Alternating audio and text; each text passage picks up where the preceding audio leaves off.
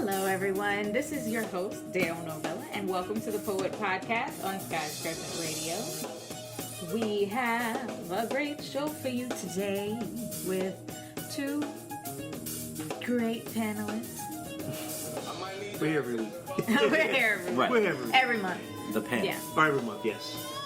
On my left, I have the most wonderful human in existence. Hip-hop scholar, international rap star, arts ed administrator and teacher, savior of brown and black youth.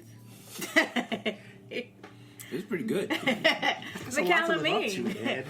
Oof, McCalamine, how are jeez. you doing today? I'm doing good. I'm doing all right. Things have been going well. The things that I definitely want to let people know about: November 21st, rocking Skylight Open. So definitely, Both of us. both of us, we are. Yes, we are. So come check that out. It's at Restoration Plaza, which is in Bed-Stuy, Brooklyn. More details to come. Working on this next project. Hope to finalize it pretty soon, and more details to come. Awesome. Yeah. Cool. Thank you. Do you have any words of wisdom for us today? Like one sentence? This is new. Yes. Fight for a 4-day work week. Fight for a 4-day work week. That's my I words love of it. wisdom. I love it. There you go. Great idea. And our other panelist is, what can I say? The hostess with the mostest. Okay. He is a rap legend. I don't know about that. Rap legend in New York. How about that? I'll co-sign New York rap legend. I'll go with that. I'll I'm with that. I would have I'll take that. took an honorary mention. Let's see. Amazing barista. Yeah. And a manager of baristas. And a manager of baristas. Part-time comedian. Yeah, that's factual. Okay, a hobbyist photographer. Maybe I made a little movie for my coffee shop. I'll show it to you guys. You did? Sometime. No, new. It's new. Oh, it's a new one? Oh. Black and white film. I'll show it to you in the interim. Okay, cool. Well, Baxter Wordsworth, how you doing today? I'm doing pretty good. Survived the New York City Marathon. Not running it, we're just getting around it. Last year, I was tough. I was trying to get from Manhattan back to Brooklyn. I ended up going through Queens. I thought I would get around the marathon. I did not. I did not get around the marathon. I ran into it several times in several different boroughs. Oh. But today was a lot easier. So I made it here. Good to go. Yeah. Thank you for being here. Yeah. Cool. And last but not least, Hey. the incomparable soulstress, entrepreneur, educator, most amazing woman ever on the planet. Dale Novella presents. The goddess songstress of all time, lover of cats and things beautiful, Miss Dale Novella. How are you doing? I'm good. And I'm a lover of cats and all things small and fat. And also repping South Carolina. Repping South Carolina. Repping South We're going to talk a Carolina. little bit more about that later, like where you from and where you be at. Yeah, what's going on? Well, we got some great videos for you. The first one, trying to get this thing off the ground. But Troy Week's been trying real hard.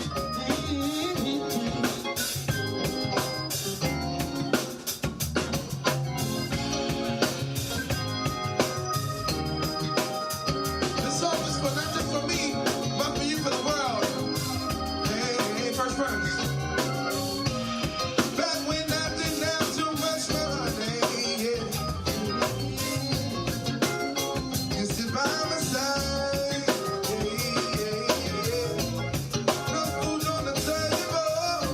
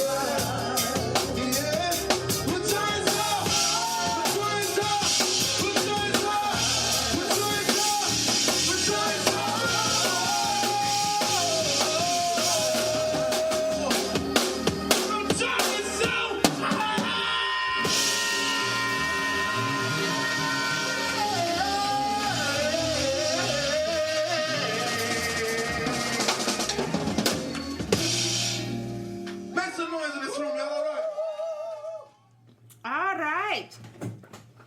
Solomon has joined the table. He's our cat.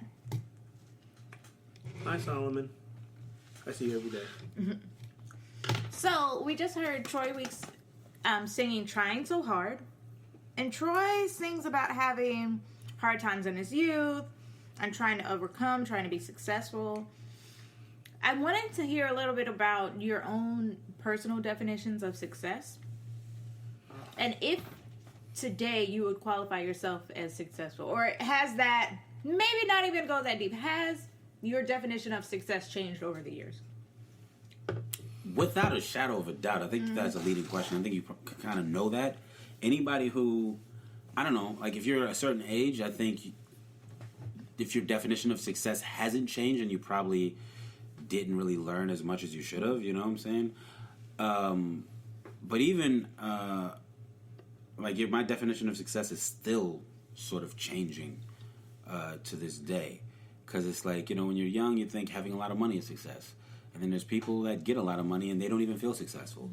Or you think like having other people be proud of you is success. But then if you get to a place where other people are proud of you and you're not proud of yourself, that definitely is a success, you know? I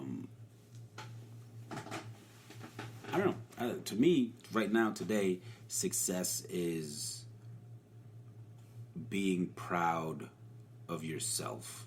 You know what I'm saying? Yeah. Like it's like if you're living a life that you're okay with, more than okay with. If you're living a life that you're proud of, that has to be success. You know, because you can look at someone like Kanye West, right? Like, but like if you, let's not. But if you do the math, if you look at the numbers, it's like hella successful. But he's also still like a guy going through like a lot of transitions, a lot of tumultuousness in his life, and even if you want to take his newest life in earnest, it's like he himself would probably feel like the stuff he did before wasn't success. The albums that he like got platinum plaques for, all around the world that he's toured, like the Kanye of today, if we take him at his word and his transition to Jesus, would probably look at all of that and say that he thought it was success, but it isn't. So it's interesting. Well, I'm glad you went first, because you be coming with some questions that I need thought on. Like I can't do that in 30 seconds. But you gave me an alley-oop. So I think success has definitely become, or is, situational to time. Because like I in the minute or so you got to talk, I started to reflect like what was successful for me when I was a teen, right, and coming to New York, and then what was success for me once I kind of established myself in New York, going on 20 years, and started to see other things. And really quick, I think about a time. There's an amazing poet, and I used to work with. His name is John Sands, and he asked me a question, and it shook me, and it still shakes me to this day. And he asked of me about 5 years ago. I was in his house, and he told me. He said, "So, Mikal, you've toured all over the world. You've already like done all these things in New York as a rapper. Like you're doing stuff with Urban Word. It's like you've already done it. Like, what are you gonna do next? Like, what's your new dream?" And my success has always been tied to my dreams. Yeah. So I always had this dream of living in New York. I used to love the beats, and obviously hip hop. The beat poets. The beat poets, right? Right. So, that was success for me, and just getting here to New York and being on a stage, and then within a few years that happened, and it was like, wow, great. Didn't think that was going to happen. What next? Well, maybe I can make this my actual profession. And then that slowly evolved. And then I had that established. And it was like, well, maybe I can make more of this. So, yeah, I mean, ultimately what it really comes down to is what you were saying, Bax. It's, success is, am I living a life that I can be proud of, that I appreciate, that I look in the mirror? Because the material things are constantly shifting and changing. Right. They're constantly something that is in the moment. Success in another realm would be, Dale and I being married and us having children. That would be a success, right? So, but it kind of glosses over to this larger thing of, at every stage of my existence, am I Can I look in the mirror and like look at myself in the mirror and feel good about what's reflecting back at me? And you know what's interesting? Because you, is like, as you said, I threw you alley-oop. You just threw me an alley-oop, too, because, like, it's also, like, a goal-oriented life, right? Like, as you say, like, you had these dreams, and if another a synonym for dreams would be, like, a goal. So it's like this dream of living in New York, this goal of living in New York.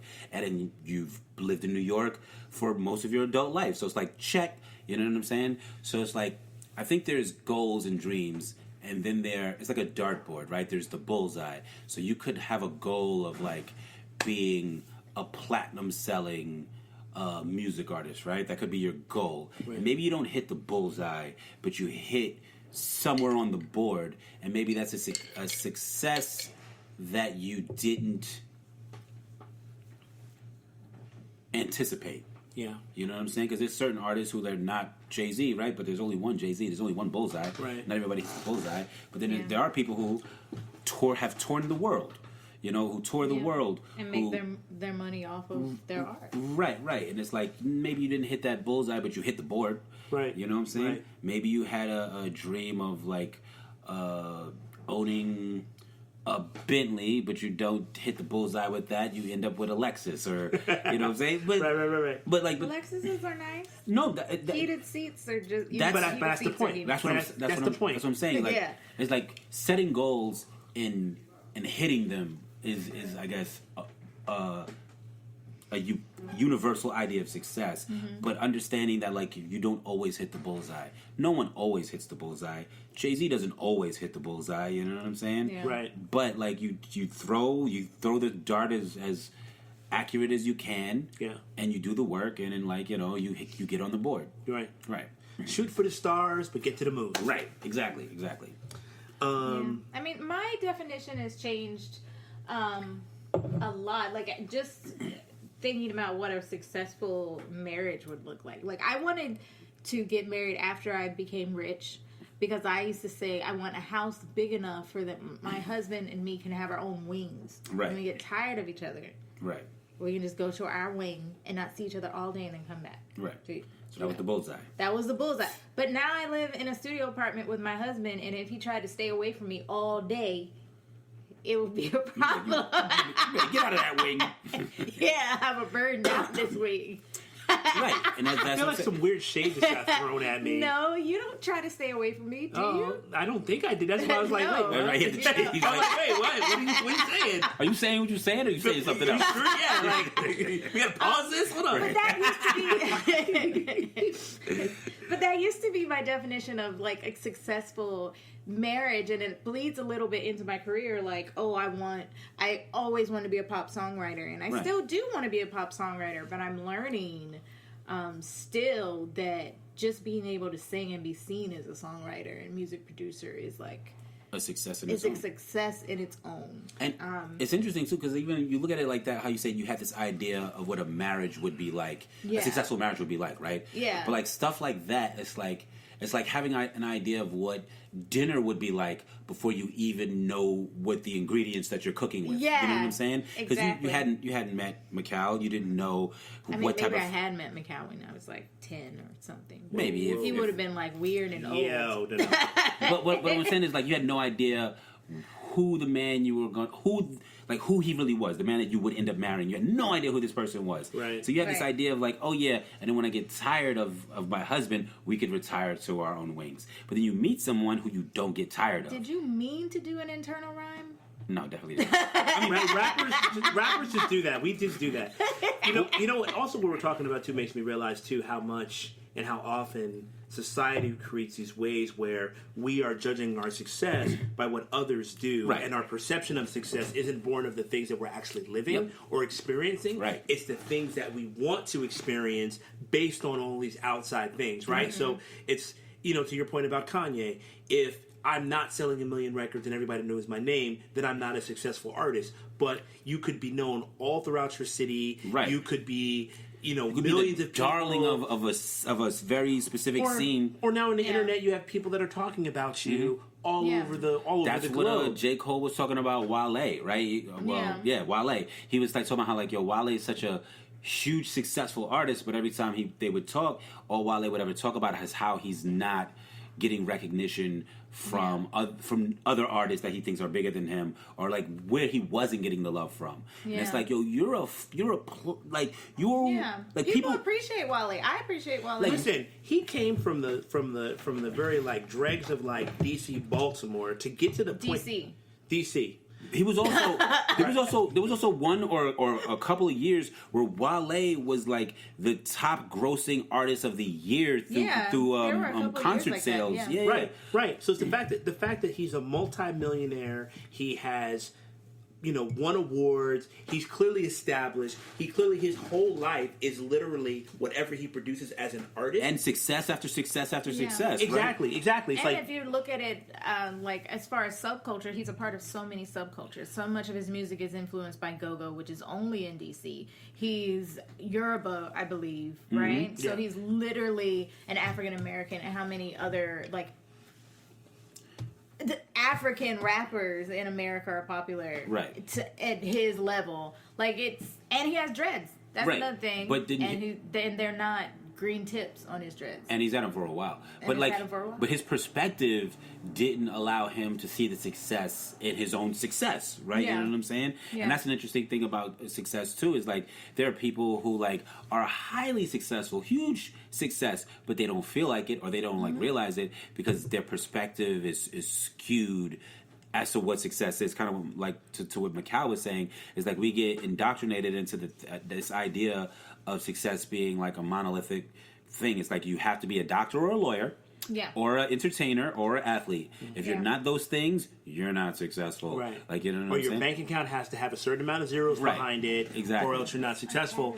And again, just to kind of just reinforce, success really is something that only we can define for ourselves. And if we're looking for these other things to do it, we're never really going to be able to do it because we can't live up to other people's expectations. Right. We can't live up to other people's ideals. What we have to be able to do is make sure that each and every day when we get up and we're walking around and we go to sleep at night, the things that we do and the things that we are a part of, we feel good about, and we feel like we're proud of. They're proud of, and moving us forward. And I think that's something that's harder to do, in these days and times, for sure. Yeah. No, I agree completely.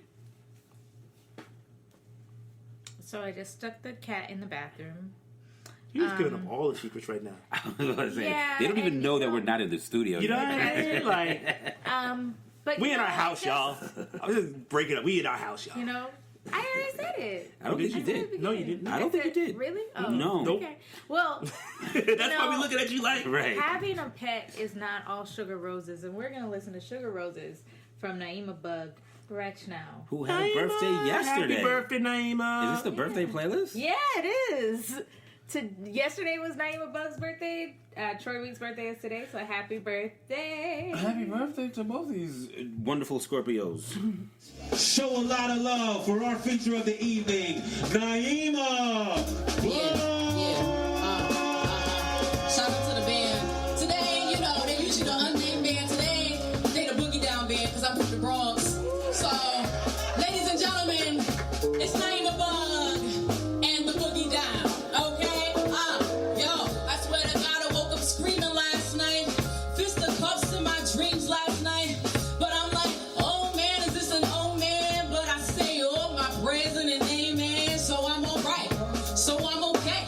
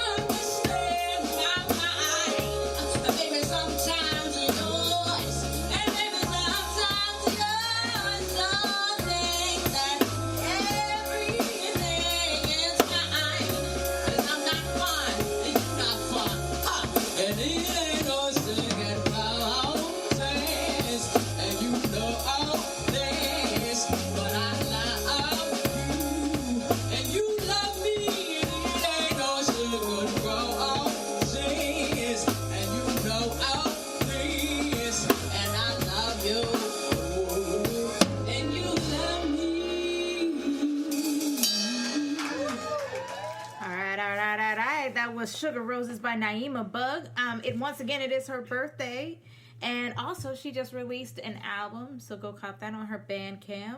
What's I the name? believe it's called The Green Tape. It's from Naima Bug. And you can Google it and it'll pop up. So when I was listening to Naima's song, I was listening to what she was saying, and she was talking about life struggles and trying to get through those struggles with her person, right? And saying, like, life's not all sugar roses, but we're going to get through this together. And I was thinking kind of like, how do you know this is the person you want to get through those struggles with? Like, what are your non-negotiables when you're like, this person meets all of these things? Like, and it doesn't have to be romantic, but like, it can be familial, it can be a friend, because we all have certain boundaries, right? Yep. That we give to all the people in our life. So what are those for y'all? You first. Me first? So, for me, a new one actually that I noticed is that I used to allow people to kind of dump on me, and I would dump on them. And I had a lot of relationships I felt like were based on trauma. Like we were bonding through trauma, which is not necessarily healthy. And I had to realize that I need to bond through like happy shit, you know? Because trauma bonding just reinforces the trauma. Right. And it doesn't really get you out of your cycle at all. You just keep reliving all of that shit over and over and over. It just makes you more comfortable in it. Yes. It's like, oh, well, everyone goes through this. Yeah, but just because something is normal does not mean it's right. So I had to break. I was like, if I need to reevaluate each person in my life, and like, if they're only calling me when something is wrong, if every time we hook up, it's like we are only talking about our problems, I need to like back away from them a little bit. That's like my main non-negotiable. Like, who do I actually feel expanded with? Like, when we really love something, our body expands, our chest literally opens, our heart is open metaphorically. And literally. And I had to stop and actually think about that. Self-evaluate. So wait, repeat the question one more time so I'm clear with this. What are your non-negotiables? What am I not? That's the question? Okay. Yeah. But not necessarily. Sorry, I guess I got like kind of esoteric a little bit, and it doesn't really sound like I answered the question, but I kind of did. But not necessarily in romantic situations. Just just anybody. In your relationships, period. Like, what's the thing that you need for you to like allow this person into your tribe or your... Got it. Okay. For me, it's always the same thing. Are you there in my time of need? It's very easy to be friends with people when things are rolling, things are good, everything's popping. The people that I've had in my life that I've maintained, that I will continue to be there for no matter what, are all of the people that when I've been at my lowest, when I've had the most trying situation, and it's not even about them coming to my rescue or anything like that, but just being there, being even, being steady, giving me just support and just caring. Those are the people. That's my non-negotiables. Like I'm not really interested in people at this point in my life. When everything's good, I'm really looking at people like, oh wow, my shit's fucked up right now. Right. It's like it's always the same people that are always there, and it's interesting the people that sort of like slide away, or I realize like, oh, you were never there. So that's my non-negotiable. I'm looking for the people when things are dark. Who's in the dark with me? Whether or who's willing to bring you out, or the dark, or try to bring you out. Yes and no. I mean, like, yes, always trying to pull me out of it. But sometimes it's like, sometimes there's just nothing to do about that. Sometimes you just need someone to be like, listen, I know you're going through it. You got to go through it. And I'm here regardless. Everybody's not going to necessarily pull. There are some that will try to pull you out and can, but a lot of the times it's just people just being like, hey, feel what you got to feel. And there's certain things that you can't get pulled out of, right? Like the loss of a loved one. There's nothing that can be said or done to like make it better. No, I'm glad you brought it up because I lost my mother. It'll be 3 years. It'll be 3 years in December, and there's been certain people, my wife included, who's presently here, who sat with me through a big part of my hospice. It's very interesting when I sat in hospice with my mom, and I was the only one of my family that was able to like stay. Like I literally lived there for about 10 days. My father, who no longer is with my mother, was in and out periodically. They hadn't been together for over 20 years. Yeah. He was there. You know, my sister wasn't necessarily able to stay the whole time, but I just literally, I can't. I can't. And your best friend, he was there too. Well, that's, Kyle? I'm getting to that part. Getting to that part. There were really three people.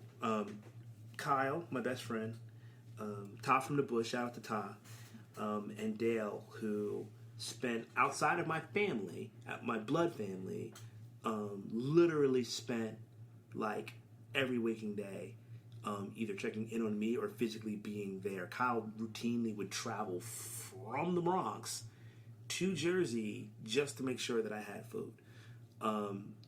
And I had numerous other friends that wanted to be there in spirit that definitely gave me a call. Shout out to the Kennedys and Ryan Schmidt Ranger. You know, there were definitely people that made sure that I was okay. Bronx Kennedys, not like New England Kennedys. The Bronx Kennedys. We do not know. Not the New England. Yes, the Bronx Kennedys. We do not know the political family. The Bronx Kennedys.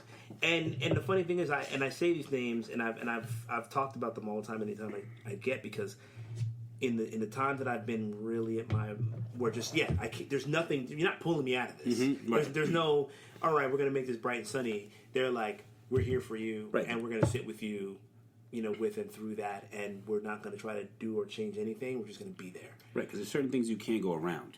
You gotta just go right through it. Like, you know what I'm saying? Yeah. Yeah. Or let it pass. Right. Or let it pass. But that's Sometimes sort of storms you just gotta hold out. Yeah, I mean, I think we're saying the same thing in a different metaphor. It's just like, because even a storm, like, if you're standing there, you're still going through it. Like, you know what I'm saying? Like, Yeah, because the storm moves. So if you stand still, it'll pass. yes, I agree. Pretty much completely. For me, my non-negotiable is it's hard and easy to explain at the same time. It's definitely communication, but it's like a form of communication, right? Like, or an intent in communication. Like I've had different relationships. I've like had a lot of different kinds of relationships with people, and my experience, the thing that I learned that I can't necessarily fuck with is people who operate for malicious intent. You know what I'm saying? Yeah. And when I say that, I mean like for any reason. You know, like there's people who like are insecure, or there's people who are how to explain this? Like there's people who get in their feelings and maybe they get petty or they get like, you know, whatever, and it's like, oh, I was hurt by the thing you did, and that's why I did this fucked up thing. And it's like, I can't fuck with shit like that. You know what I'm saying?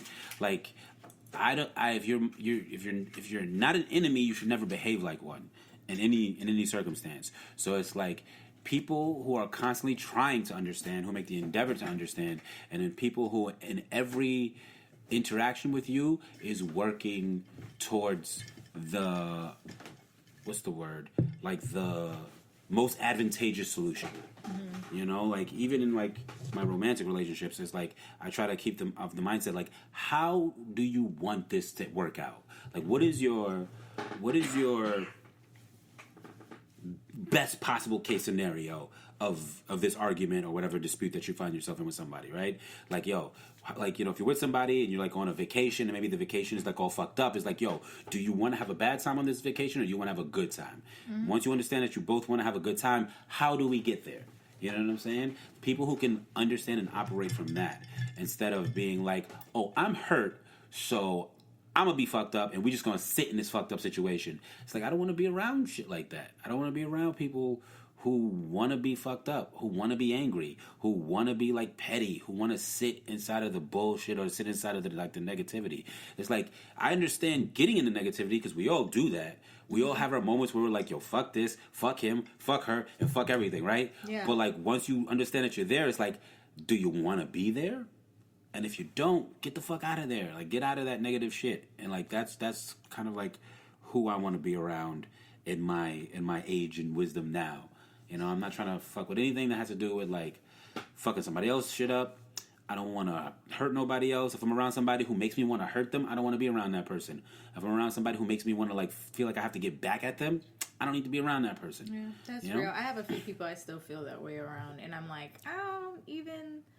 It's better just to remove yourself from it. It is better just to remove yourself, and I'm working on like releasing those emotions altogether. But like the thing is like, Yeah. there's nothing wrong with having those emotions. Ah. But that's you're I feel like I'm giving them energy. but you're a human being, so like feeling that way is what we all do. Like we all have feelings of like, yo, I want to get back at that person for that whack shit they did. The difference is when we get to that point, deciding to walk away from it as opposed to deciding to feed it. You know what I'm saying? Like the deciding It's to the action. Right. It's the action.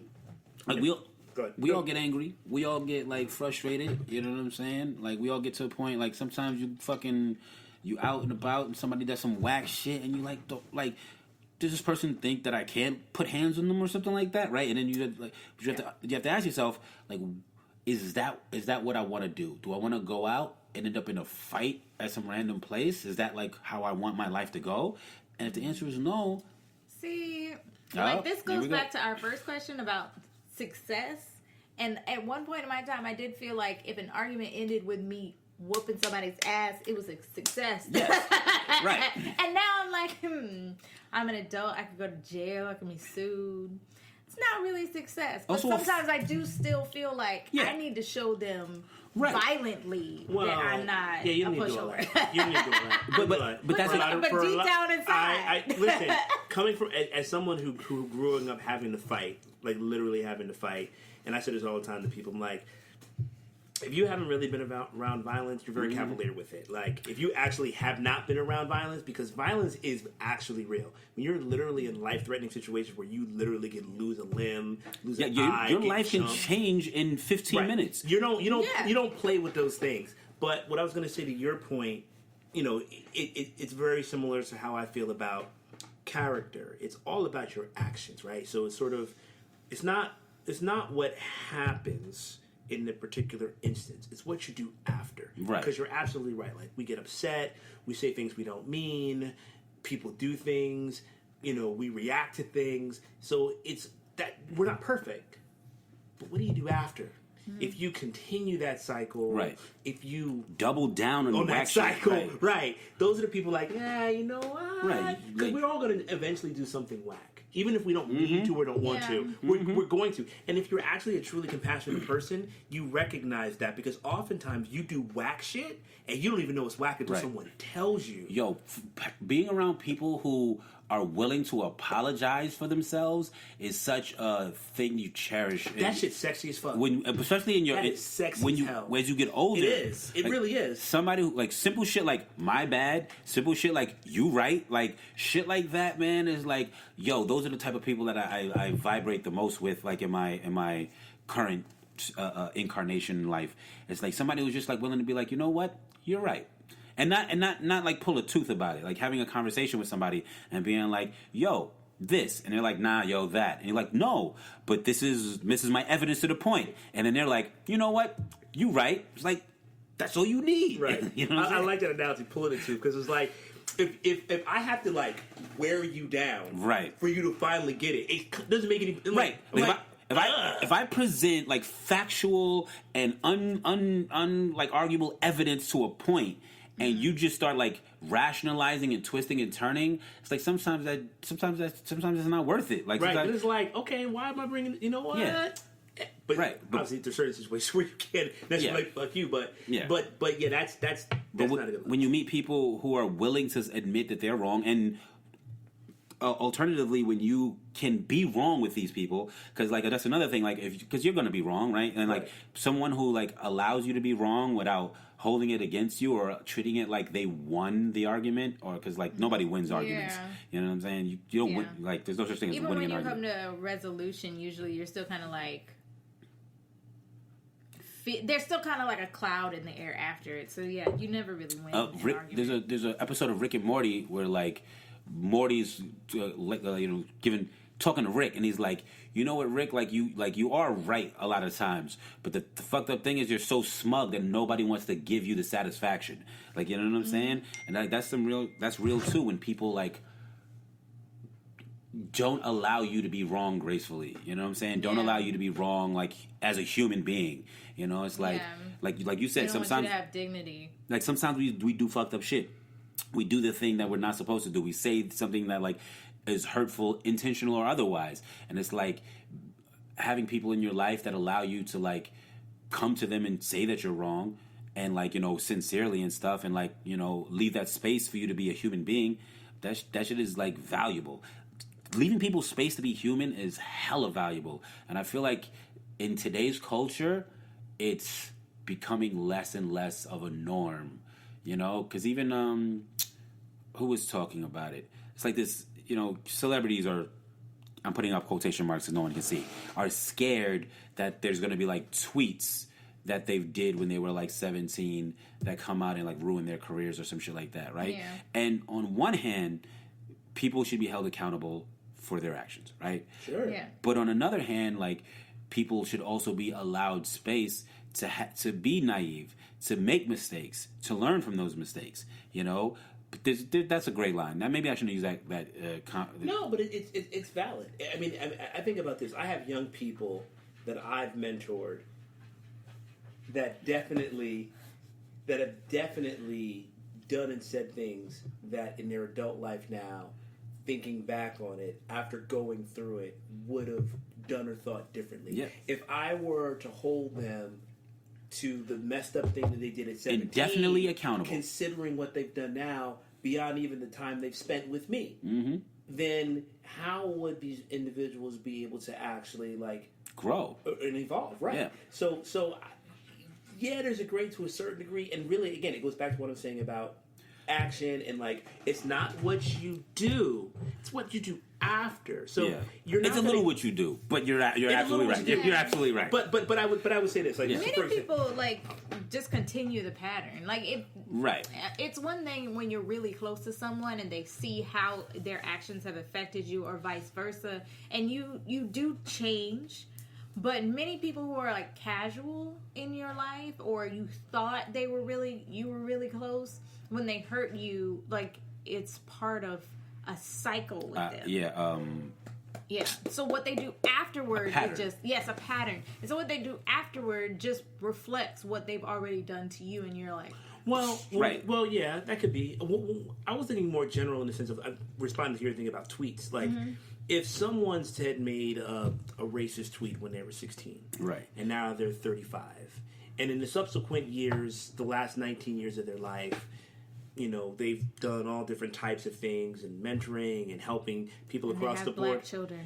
Well, I mean, and sure, but when those tweets arise, their response is, that was a time in my life that I was ignorant. Like Kevin Hart with the homophobic joke. He didn't really. But the thing is, he apologized for making a homophobic comment, but he still believes that being homosexual is wrong. I don't know. Did he say that? He didn't not say that, and I think that's what everyone was waiting for him to be like, I accept, like you accept it, but you still think it's wrong, and that's. From what I understood, is the fact that he had apologized for that very same comment already, and then they were like bringing it up again once he was picked to host the. Well, you know what it was is they didn't like his. They felt his apology was not heartfelt. That's what it really. Yeah, no it pun was like, intended. I'm sorry you got offended. But the thing It is, was like, more like that. That's how it was taken for sure. I don't remember the specifics of it, but that's what it was. I remember listening to one of his that's real- apologies, and it really did sound like I shouldn't have said that, but I don't disagree with what I said. Yeah, I do still believe what I said, but I should have not said it. And when I said there was a gray area, that's sort of what I meant, because I think I shouldn't have used celebrity as like a fake, because like if you say something kind of fucked up and you don't get to be like a big famous celebrity because of it, that's not the same as like being penalized in your life. You know what I'm saying?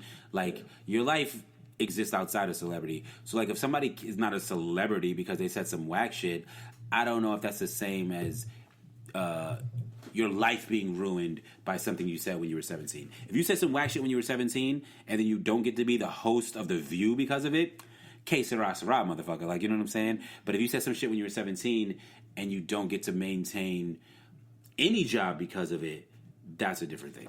Well, and for me, it goes back to the point I was trying to make is like, if you have individuals that own it, Right.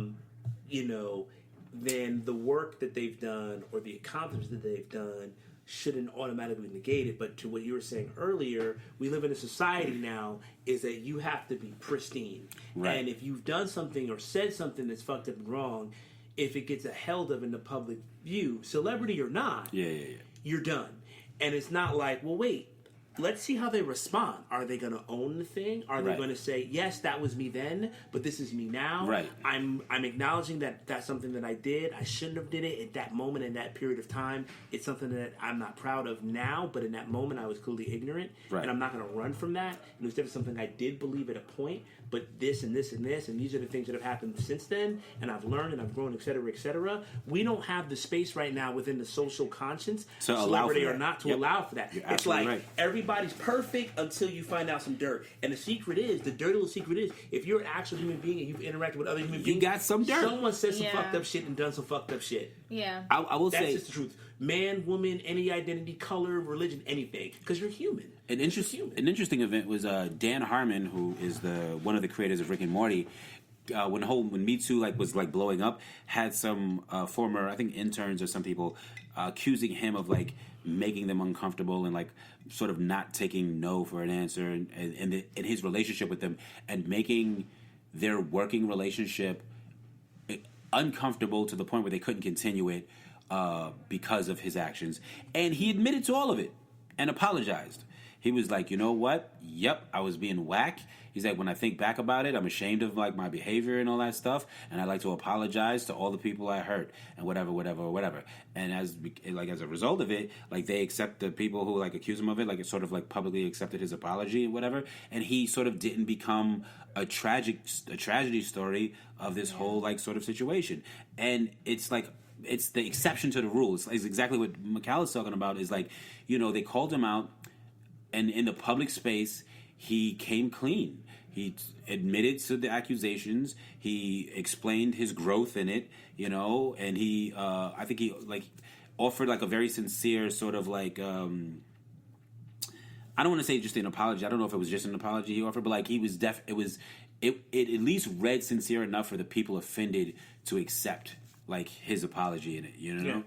Whereas opposed to a lot of other celebrities, getting them to the point where they apologize is the tooth pulling, right? Louis C.K.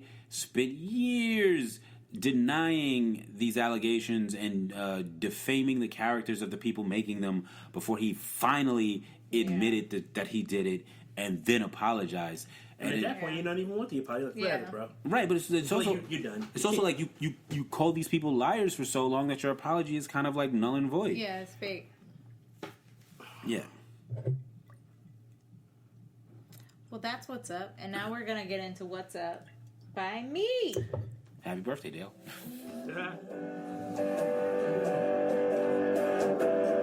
Actually, I'm just let it tap.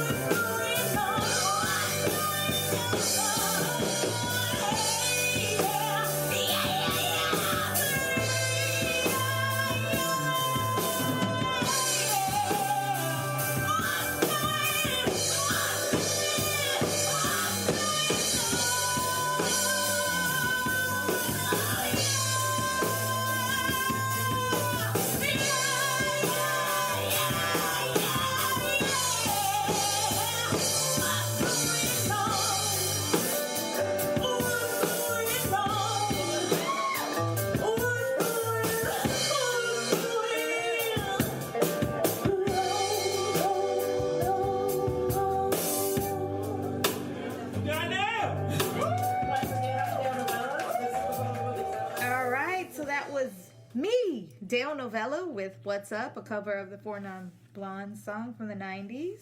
And one thing that I always notice about the song is it's kind of somber, the lyrics, but the production, the musical composition is really upbeat. It's major chords.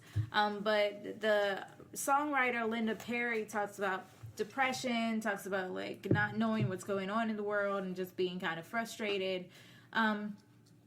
And it made me think, is there anything going on in the world that might be more somber of a topic, but you're surprisingly upbeat about? What? Is there anything going on in the world? Like a topic in politics, any social justice issues that you are upbeat about and you think we can get through this somehow? No? No. Cal thinks the world is going to blow up. No, or deserves to blow up. Right now, if you're talking about a political, large mainstream issue across the board, you picked me at the wrong time. Right now, the world's going to hell in a handbasket. It is a flaming dumpster fire full of manure and feces right now. I'm dead serious because all of the things we've been talking about, right? People's inability to forgive, people's inability to have compassion, people's ignorance, their lack of understanding. It is at an all-time high. The people that love, the people that care, it seems like we're all on this small island somewhere because so many of the problems now at this point, in my opinion, are completely fixable. And the only reason why they're not is because people won't take the simple step just to be better in themselves. Right. And some people argue against that, like, oh, it's about systems and individuals. Like, but we are those systems. We feed into those systems. The systems are not some, like, disembodied, disemboweled person. Right. There are individuals collectively working to make sure those things maintain. So it really is about how are we looking at each other and ourselves and how we can be more connecting, more forgiving, more curious, more patient, all of those things. So, you know, it's sometimes there's certain individuals that are demagogues about systems, and you know, I've already said it already. We are the system. Yeah. It's not some magic man somewhere. There are people that are continuing to feed into it, even if they weren't the ones that created it or the ones that benefited from the most. So it becomes, how do we remove ourselves from that? And since we're not, it's kind of like, this is the world we have. It's like Mos Def in his introduction to Black on Both Sides, where he's like, yo, people be asking me, like, how's hip-hop doing? Where do you think hip-hop's going?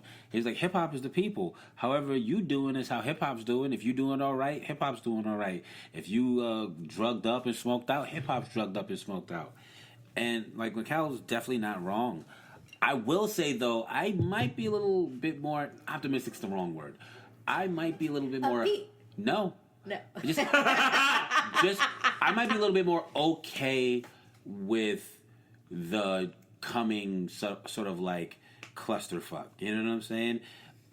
So like, I'll put it to you like this: when Donald Trump was running for president, and people were so upset about it, I had then and I had the opinion now: if he wins, America's just getting what they deserve because they vote for him. Like, you know what I'm saying? Yeah. And I still feel the same way. Like, we're human beings, right? We're all together in this shit. If we fuck up the earth, that's what we deserve. If we fucking elect assholes and like racists or at least hate and fear mongering despots, we're gonna get what we deserve for doing that. Do we all deserve it? And on the micro, no. Like, on the micro, if you're a good person and you're against it, you don't deserve it. But on the macro, like, you're a human being who feeds into the systems that exist, right? Like, we like to think ourselves revolutionaries in an individual way, right? We like to think that we're against Donald Trump. We're against the government. We're against police brutality. We're against whatever. But then we make subtle or not so subtle concedes, compromises, right? Like, we all have smartphones which are created through somebody's exploitation. We wear the clothes that are created through somebody's exploitation. We take the MTA even though we feel against it. Donald Trump becomes president, and we're like, oh man, that shouldn't have happened. But then we go on our daily day-to-day like it's okay. So then eventually, when the things that we compromise and concede end up being the things that ruin the planet for us, the things that ruin society for us, the things that bring us to our own eventual demise, it's like we're all getting collectively on the macro as a human organism, as an American, we're all getting what we deserve. Like, if America was to get burnt to the ground and we were the collateral damage of it, even being African American, it's like we all had the opportunity to get out. We all could. When you go to other countries, people are definitely like, no, you're American and you're evil. I mean, but Well, it depends on the country. Yeah, it depends on the country. But it's still a lot of assumptions. It's not assumptions like you're an African American or true. you're whatever kind of American. That's true. It's Americans, and we have an assumption of all Americans. There's many parts of the world, But they're not that look wrong. at your- oh no, they're not. Right. There's many parts of the world that look at your Americanness first before your blackness. Yeah. And there are black countries. Yeah, for sure. I've experienced that firsthand. Personally. me too. But they're not wrong, right? Because Oh yeah, I'm not mad at them. existing in America, it gives us a certain amount of privilege and a certain amount of ignorance that we thrive in, right? Yeah. Like, we don't worry about the people in Africa who are being exploited for the materials to make our iPhones. I do. I mean, no. I do. I just don't know what to do about it. But I do. I mean, Don't have a phone? you could not have an iPhone. You could tell other people to I not don't have an iPhone. Well, it's not even A an smartphone. iPhone. It's a smartphone. And It's tell cell other- phone. Period. and Yeah. tell other people to not have a smartphone, you know. But it's not the point at you and be like, oh, you're wrong. It's just understanding our complicitness in the systems that, like the shit that Mikal was talking about. Like, we're not outside of these systems. We're not like, we talk about police brutality, right? But like, at the end of the day, we also pay taxes that Pay the police. fund the police. We call the police if we're in danger, and maybe Not all of us do, because we know how that can turn sour. Maybe not us specifically, but the collective we still use the police. And unfortunately, you're getting at something that why it's hard for me to be hopeful, because I know that Right. the steps that are taken, that need to be taken, are sacrifices. That the only way that we could survive through those sacrifices if we collectively held each other Yep. wholeheartedly 360. We're feeding each other, we're bathing each other, we're clothing each other, medicine, transporting everything. each other to where we gotta go. Right. It's literally like, yo, how many skills do you have? And then how many of those skills are you willing to give to your fellow person? Right. And Mikal, you vice sound versa. like a socialist. Nah, because socialists aren't even really on this, to be perfectly honest with you. But They're not even on that. But I'm saying, yeah. like, actually what socialism is supposed to be. But it is a perspective of socialism as a countermeasure to extreme capitalism. Yeah. You know what I'm saying? It's not socialism out of the idea that that he is a socialist. It's saying that capitalism is so integrated into everything that the only way that someone who is against capitalism could survive trying to be against it is through the help of a society, through the help of a community, is through the help of other people holding each other down. And that's a fact, or that's a very real. It could be a sad fact, or it could be an inspiring fact, depending on the way you look at it. But it's like, no one can do this alone. No one can do this with just 20 people or just 200 people. It's like, at the end of the day, if you really wanted to change the world you live in and stop the oppression of many different people on many different strata, it takes a collective effort. It takes the creation of new systems to replace the old systems. Most definitely. Keeping a positive attitude and keeping an attitude where, like, I think everything's going to change. Do you think that can be destructive? Like, especially where the country is right now. If I'm like, well, maybe Trump will be impeached. Yes. And this is a beef that I have. So like people always get on, especially people of color, but just people about not voting, right? Like, yo, if you don't vote, you're the problem, or something like that.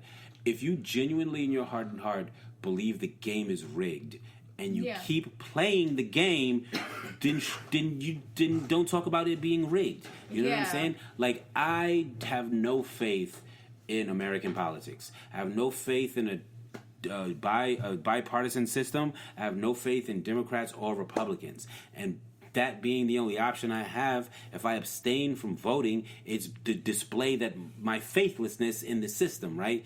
But it's like people would rather have me feign a belief or feign or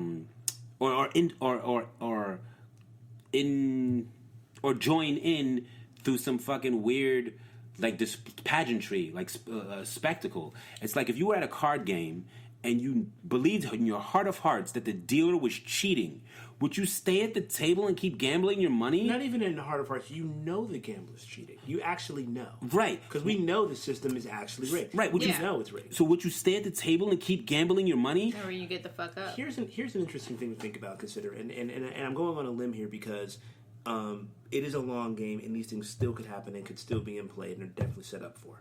But many of that rationale that people that were pro-Hillary or pro-Bernie were, and getting at people who wouldn't vote and saying like, because I remember watching people talk about like, voting for Trump and voting for Hillary is pretty much the same thing because they serve the same system. Right. And people are like, but if you have Trump, then like abortion is going to happen. So we're 4 years in, and Roe versus Wade has not been turned over. Right. Now that's not. Now again, I stress this. Right. It's still in play. Yeah. It's still possible. But No. Finish. Sorry. Okay, but the reality of it is that, and that's the most prescient one I can come up to my head because I remember that was one that was so staunch that they were convinced that if Trump came in office, like that was going out the window first term, But like it was done. I will say there are places where it's pretty much out the window. Like, Yeah. like even though Was it- in New York City you can still get an abortion pretty regularly, there's states where through the entire state there's only one place that women can get abortions. But that was true before Trump's presidency. You're right. Yeah. That wasn't something that came in with Trump. That's But something it's just that's been been ongoing. and it's just been reinforced. Correct. And but also like it's people being worried about things getting like worse that are already fucking bad. It's like you're saying, like it was Roe versus Wade was already something that people are. It's like Malcolm X said. Like if you plunge a knife into my back and you pull it out 2 inches, that's not progress. You know what I'm saying? So it's like people are worried about the knife going back in as opposed to pulling the knife out. They're like, oh, well, let's vote for Hillary because at least the knife won't move. Then you know what I'm saying? If we vote for Trump, the knife is going back in. That's real. I love that. Yo, you're killing it with the. But that's Malcolm X. That's not me. But it's some real shit, and I'm just sitting there like saying like fuck the person who put a knife in my back. Like I don't like. I'm not trying to sit here and negotiate with someone about whether the knife should go in or be pulled out 2 more inches. I want the knife all the way out. And it's like the longer you sit at the table and negotiate, the longer that people feel like this is normal. You know what? It's funny. So much of what we're talking about underlines this larger thing. And I know you wanted to say something about the abortion thing. So, No, go ahead. okay. I can't even remember anymore. I'm sorry. Okay. It wasn't you. It was the whiskey. That, Clink, clink. There's nothing in it. the larger thing we've been talking about. Hey, gotta get it. I clicked and you didn't raise your You glass. went over there. All right. Hope. Right. We want, in order for most of us as human beings to be able to get up every day and go on with our lives, Right. we want to have hope For something. for something because it's really hard to do the hard. Many people's lives are supremely hard. Everybody's life is not equally as hard. Yep.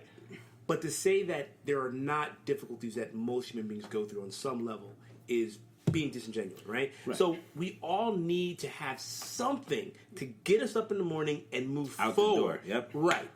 And do it all again the next day. When people look at the political spectrum and they say, well, Hillary, that knife that moves an inch out of the body, right?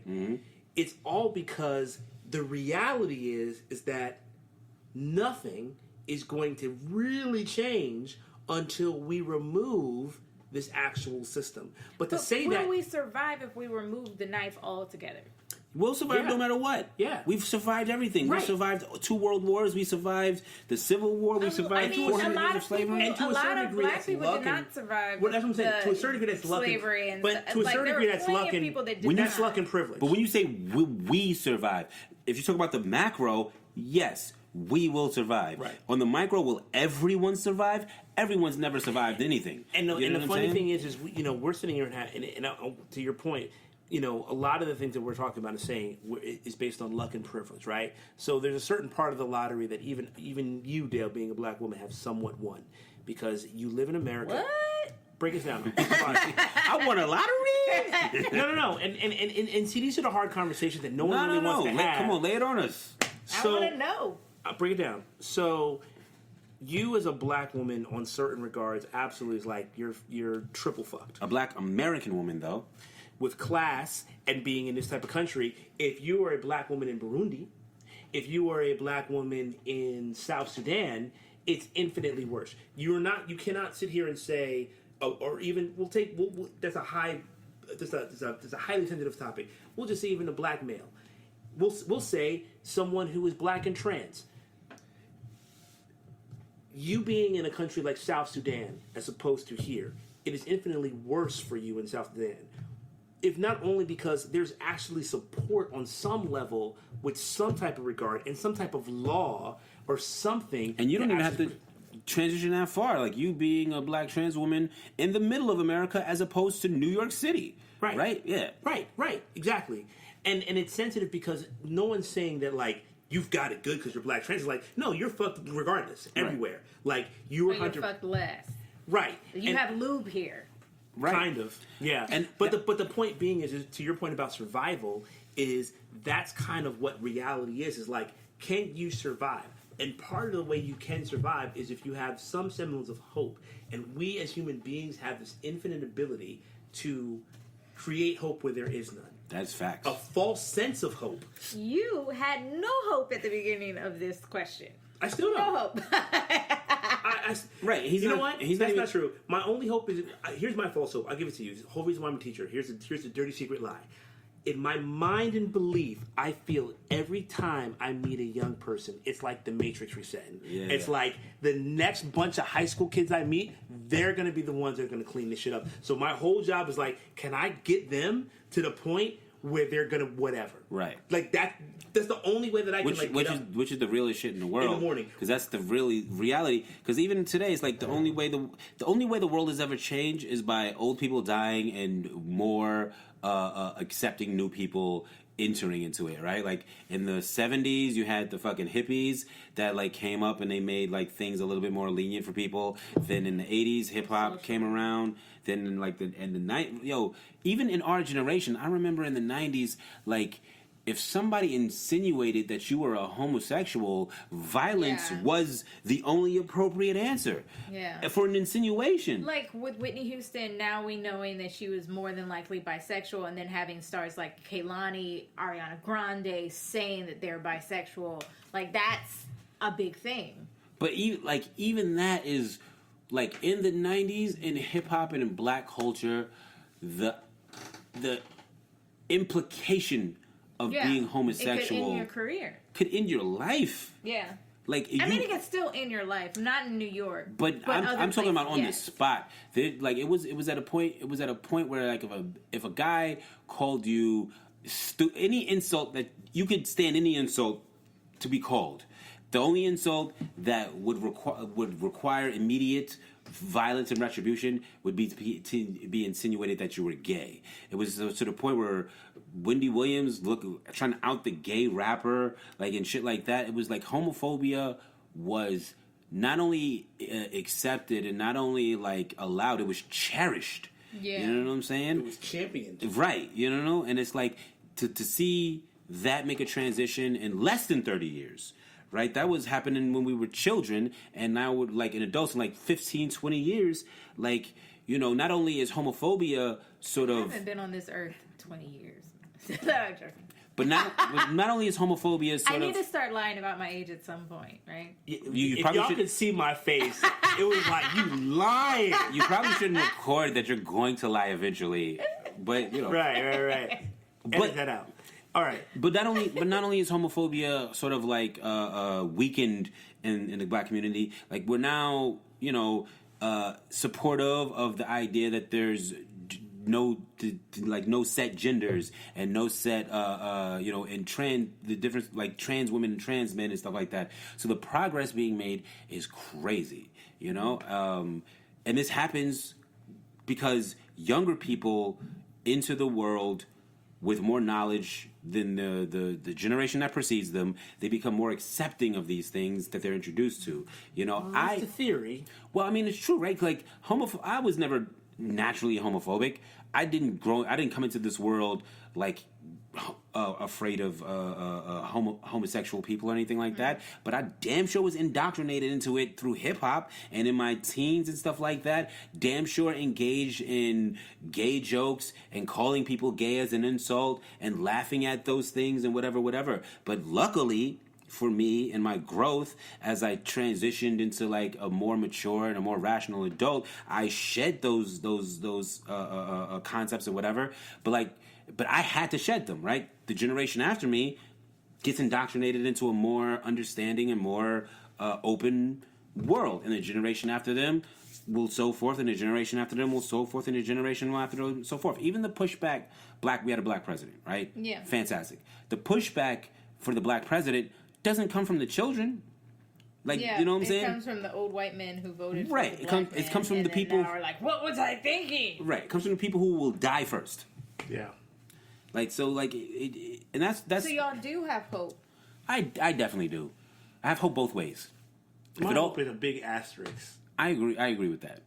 My hope is, and it's Look super how- specific. You're way more hopeful than you let on, and I see it in your eyes always twinkling. He would have to be My eyes are glasses from the whiskey right now. So I don't know Your eyes are sipping always- Wisher Well water imported from Pluto. Yo. Farmer guys are glassy, so you ain't gotta ask. No, but you know what? Well, yeah. I mean, look. to do what you do, there has to be hope somewhere, right? Like, Yeah, it's just not in adults. That's factual. That's It's factual. not in adults. That's well documented though. So And I think that's very, very rational to have faith in children over adults, because adults are the stubborn ones. Adults are the ones who like lean into their ignorance and lean into But their are we fucking. taught that? We're taught that. I mean, we're all But in. now that we're adults, we know everything. That's a learned trait. That's not a real thing. But yo, well, it's a society thing, yeah. Yeah, it's Right. It's our society, and that's But it's- something that can change. But it's also it's so crazy how obvious it is that what you believe in is what you are indoctrinated into, and how much people refuse to believe it. Like people who are hyper religious, they more often than not, if you grew up, not more often than not, but people who grow up in areas where Muslim is the religion are Muslim. Right? And people who grow up in areas where Christian is the religion become Christian. People grow up in areas where Or some kind of fake. right. Christian, not yeah. everybody. Some people rebel against it, but some people like dig deep into Or it. even if you grow up in one religion, but like everyone else around you is Christian. I think me and Mikhail were talking about this the other day. I have a friend who's Indian, or his parents are Indian, and they're all Hindu, but they Right. still celebrate Christmas because everybody celebrates. It's like Hasidic Jews. It's like, yo, fam, if Hasidic Jews have kids and you take those kids and you ship them to Saudi Arabia, they would be Muslim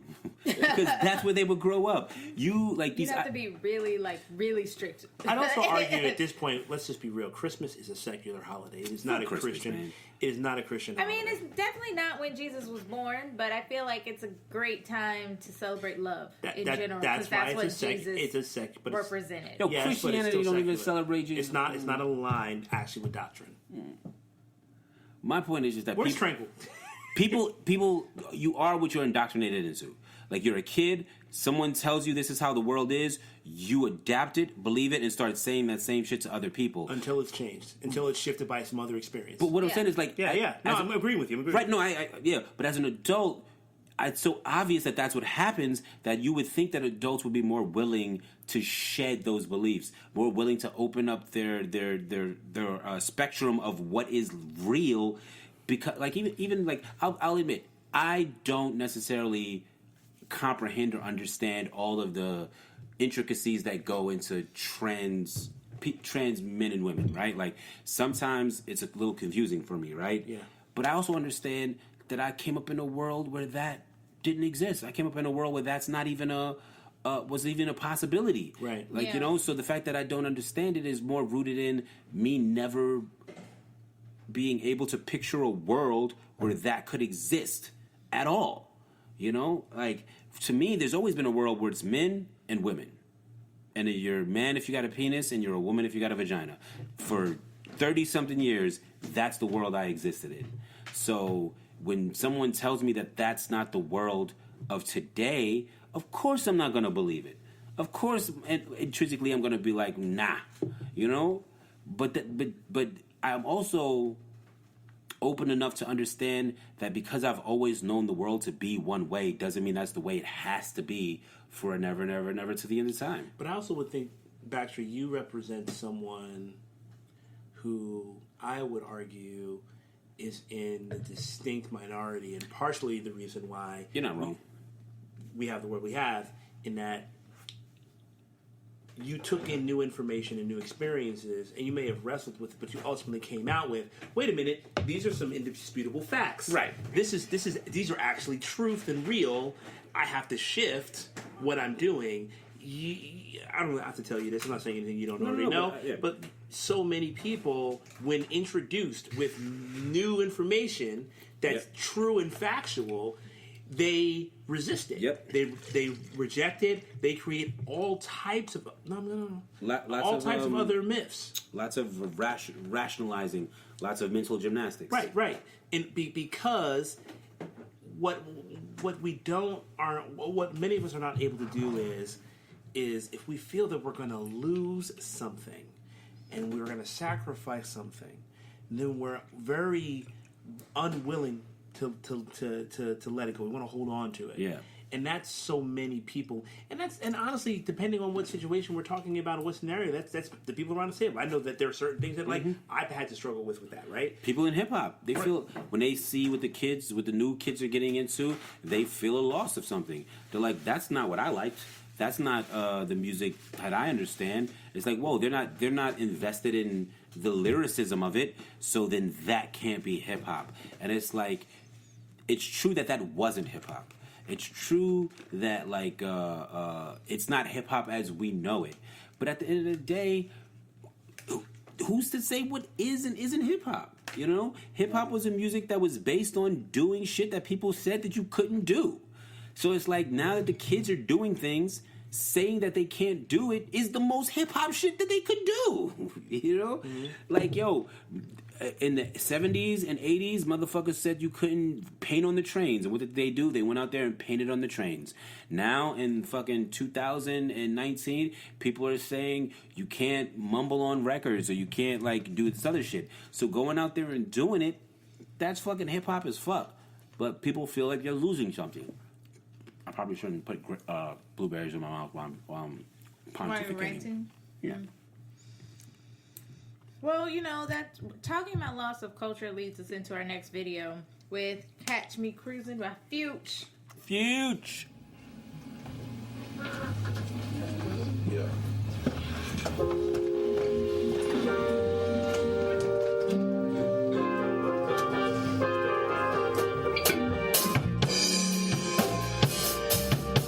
Turn up.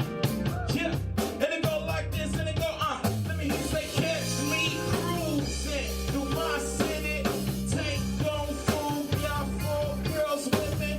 Catch me cruising, straight chillin', pockets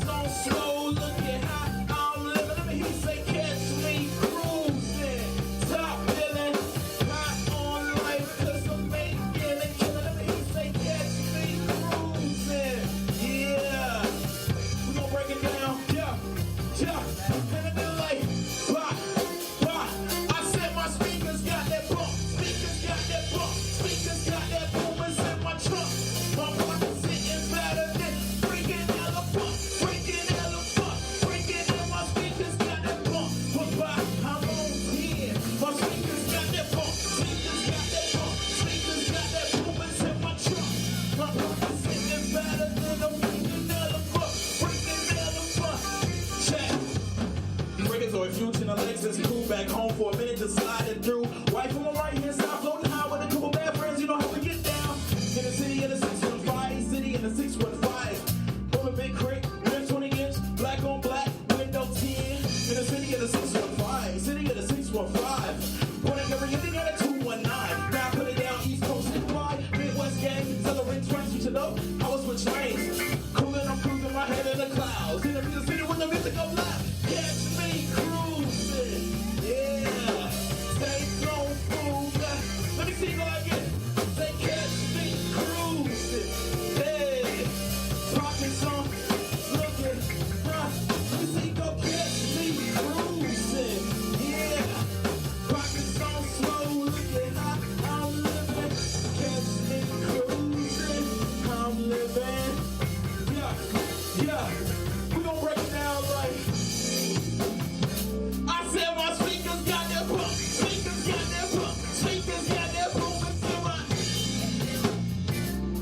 My speakers got that pump. Speakers got that pump. Speakers got that pump. It's in my pump. I'm on speed. My speakers got that pump. Speakers got that pump. Speakers got that pump. It's in my truck. Old school. Hot top rule. Speakers got that pump. Speakers got that pump. Yeah. Chillin' out for the evening. Everybody, how are y'all feeling? Give it out for yourselves tonight. And for the Red Poet, will be televised. Gotta represent the reason for the occasion. We come together completely what I'm seeing. Quick freestyle on the beat with the band. It feels so good to be rapping with a band again. I come from Nashville and that's the music land. Yeah, my first time with a band since I moved here like 2 years way back with yo. So it's only right that I embellish this moment, but we gon' do it like catch me cruising through my city. Take no food, got 4 girls with it. Catch me cruising, top feeling, high on life 'cause I'm making a killing.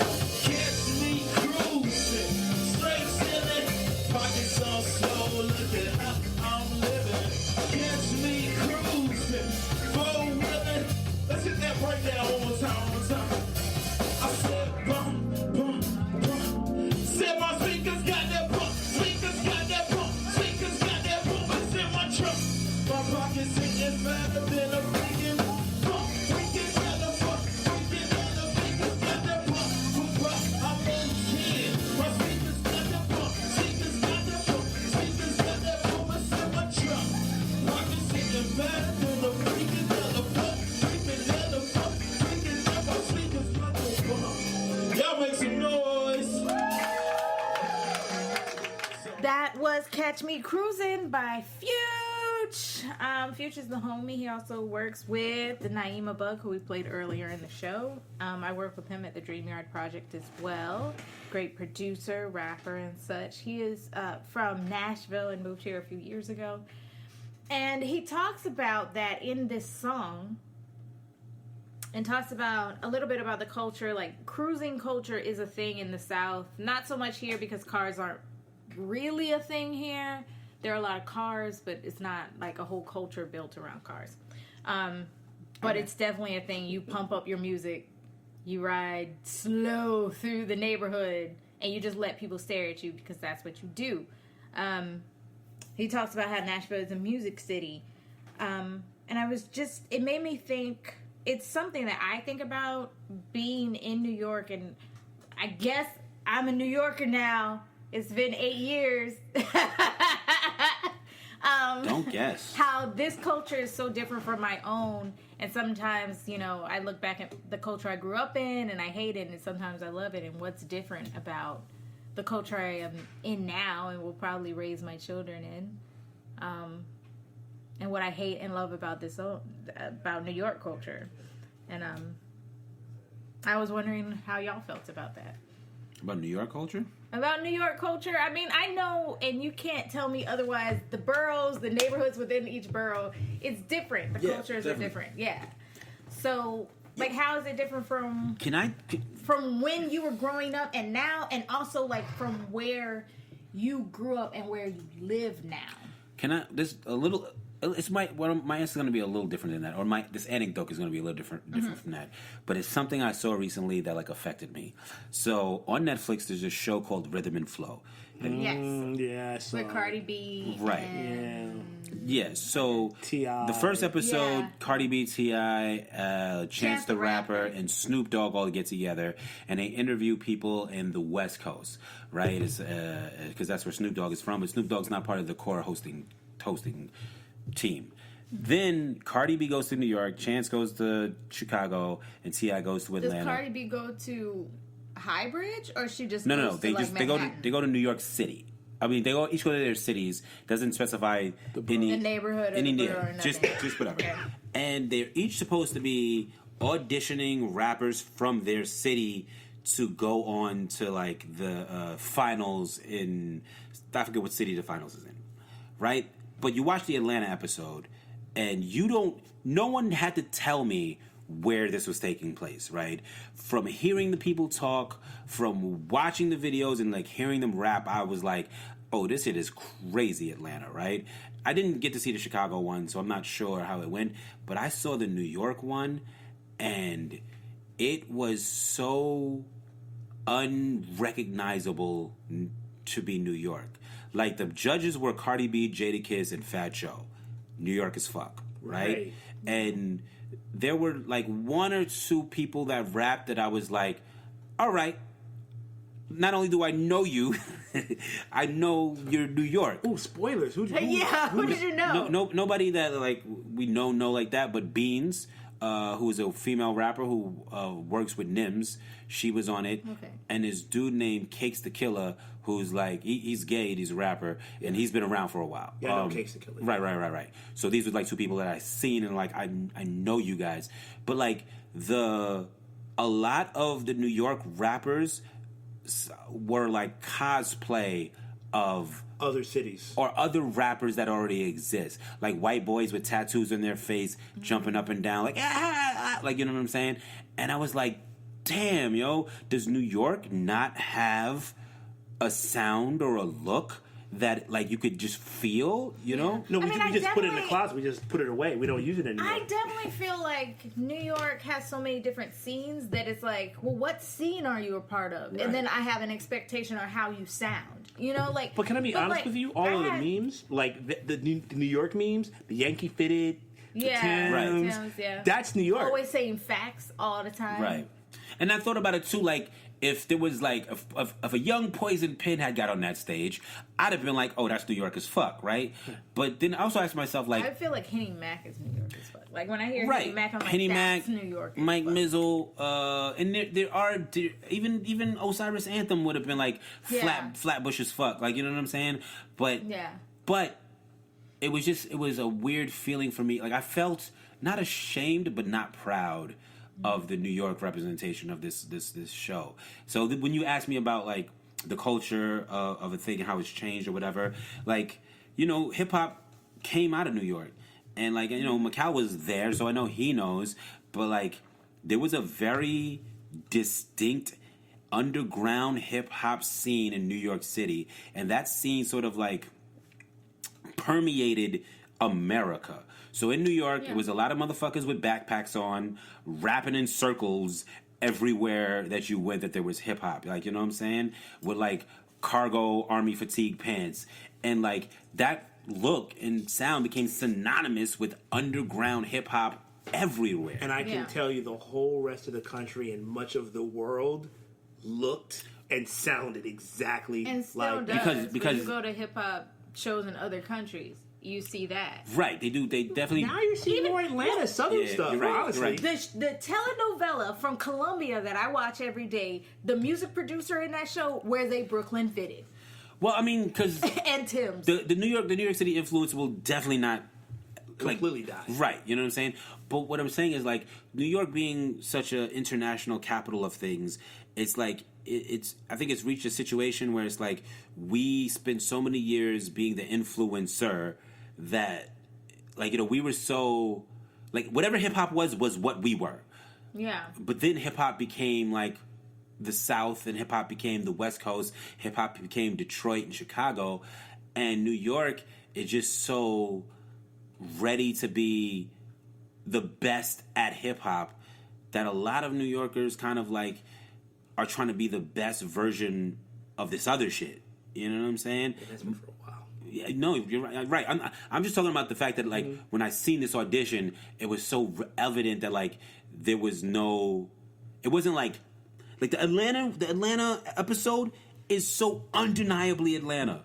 I don't know where these motherfuckers is from. Are they from fucking East LA? right? Bandcamp. Little West, Decatur. little 5 Points or some shit. Like you don't know where they're from, but this shit is crazy Atlanta. You know what I'm saying? The West Coast joint was like very West Coast, but like the New York joint, I'm like, Could you argue because you're not from those places?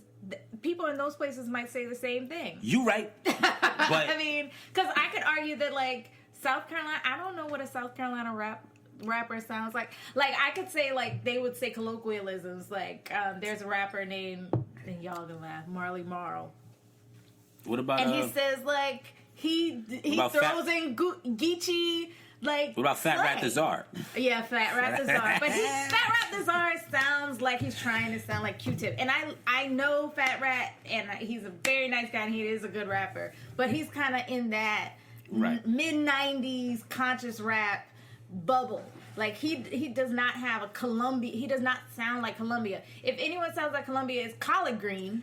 His fucking name is Collard Green. Or Lil Rue. The nation would be like, South Carolina rapper Lil Rue, like and Nasty Song. Y'all, I know y'all barely remember that song, but like that was like for 3 years straight. That was the song that when it played in a club, everybody went fool. 3 years. Everybody went fool. Went fool. I was like, what? That's in South Carolina. I ain't never heard that ever in life. That's some new shit. That's some new old shit. Yeah, you've never said that. I've never heard you say that I feel before. like when I go home, I say stuff all the time that you're like, what the fuck? Is that English now? Maybe. I don't. Well, you know what I would say to your point, baby. I think probably like areas are by region, right? So probably like Atlanta is like the major like city point for like the region of the South. Just like Los Angeles gets associated with everything All of West California, Coast. Right. But not even all of California. All like the West Coast, Northeast, Seattle, Arizona, anything on the West Coast, you just go LA. You don't think Bay. That's why the Bay and the LA always have beef, because the Bay has a distinct sound. Maybe because my dad is from DC, I'm like, the Bay is the Bay, and the Bay got E40, and like E40 is a thing. No, for sure. But the E40 was so popular in DC. No, you're right. But the Bay also got. But you're ahead though. It's different. Am I ahead?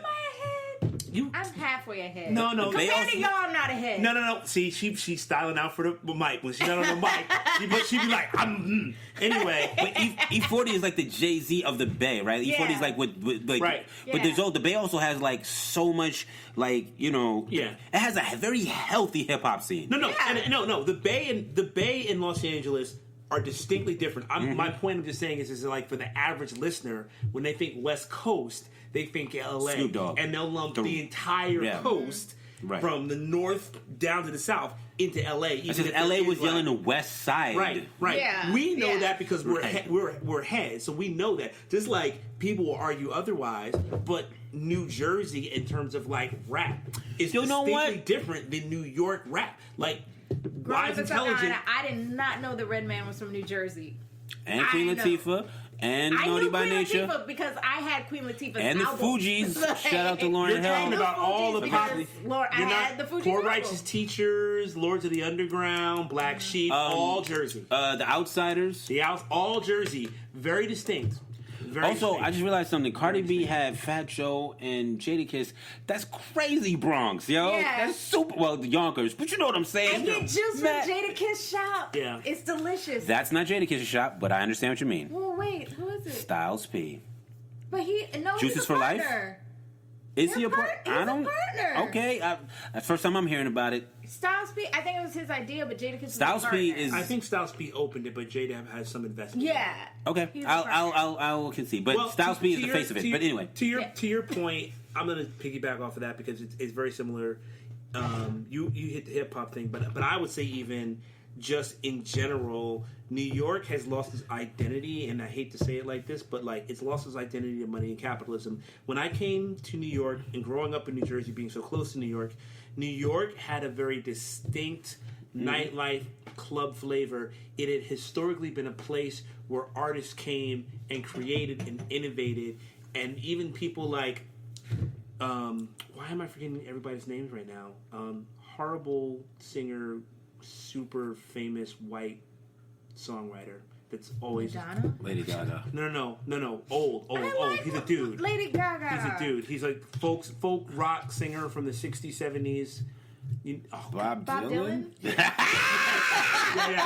Rest in peace, Bob Dylan, even though Thank he's you. probably not Thank dead. you, Bob Dylan. Bob Dylan. Bob He's Dylan. The Walking Dead. Bob Dylan is not from New York. He's not a native New Yorker, but he's considered New York because of he found his sound and his self in the West here, the West Village, right here, right. New York has always been a transient place, even though it's always had natives who have contributed and been a part. But the thing about New York has always been, it's been an incubator for great art. It's been an incubator for amazing culture.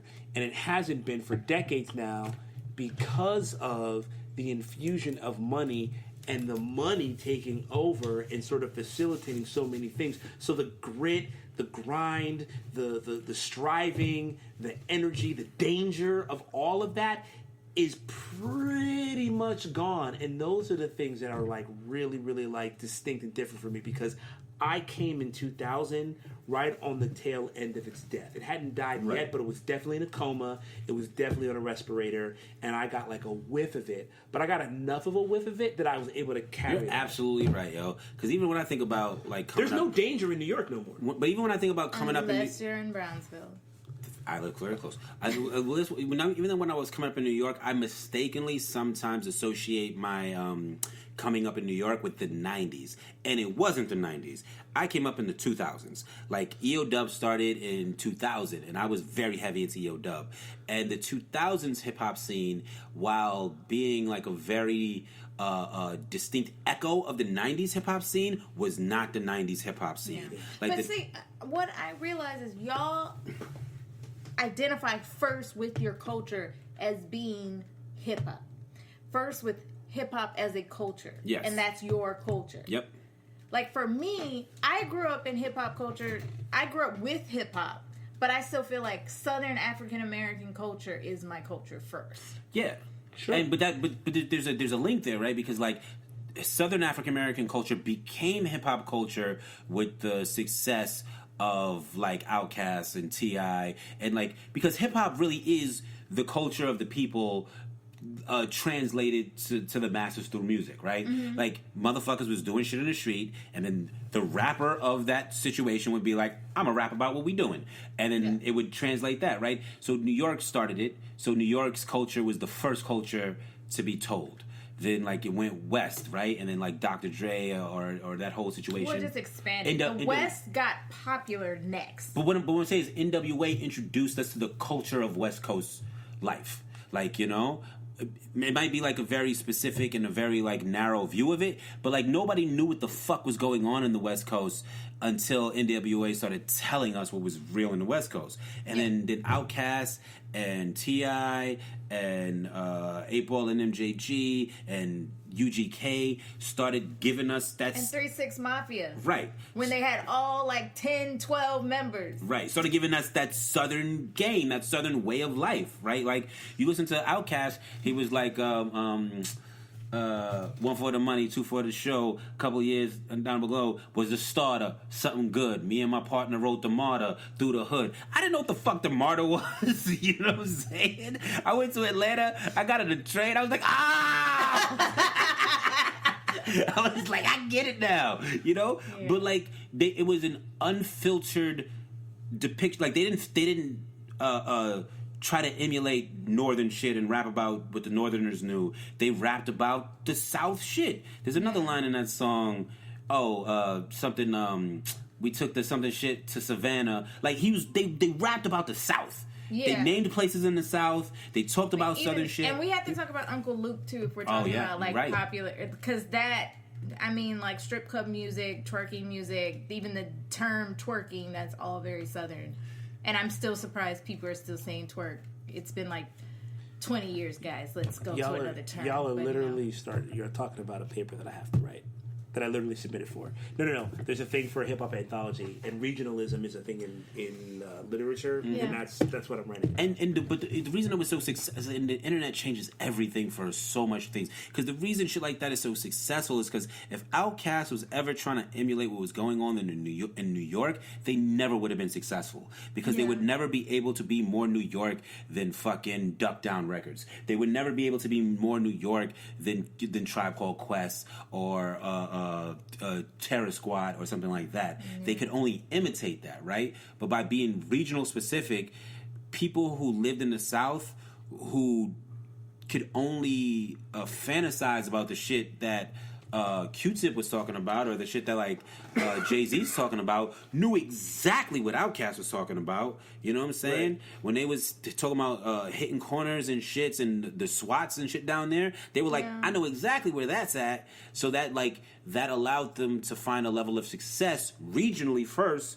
and then expand that to the larger scope. There are certain things that everyone can identify. I think anyone who lives, everyone can identify with having to go home when the street lights come on. Like that's kind of like an everyday thing. There are universal. And Atlanta, I mean, Outkast definitely has a few lines where they're like, "This is what we had to do." But that's how that's what makes their music transition from regional to national. You know what I'm saying? Do you feel like our, like, just with hip hop culture is becoming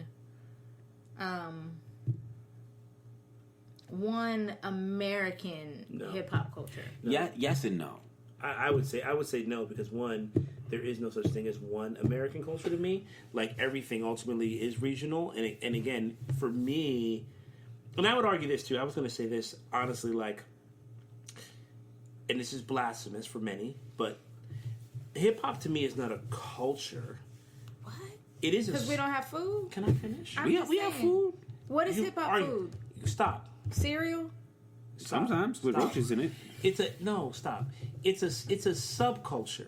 It is an expression of a larger African American culture that's derived from the various different traditions of creative and artistic endeavors that African Americans have created. So I'm saying it to say this.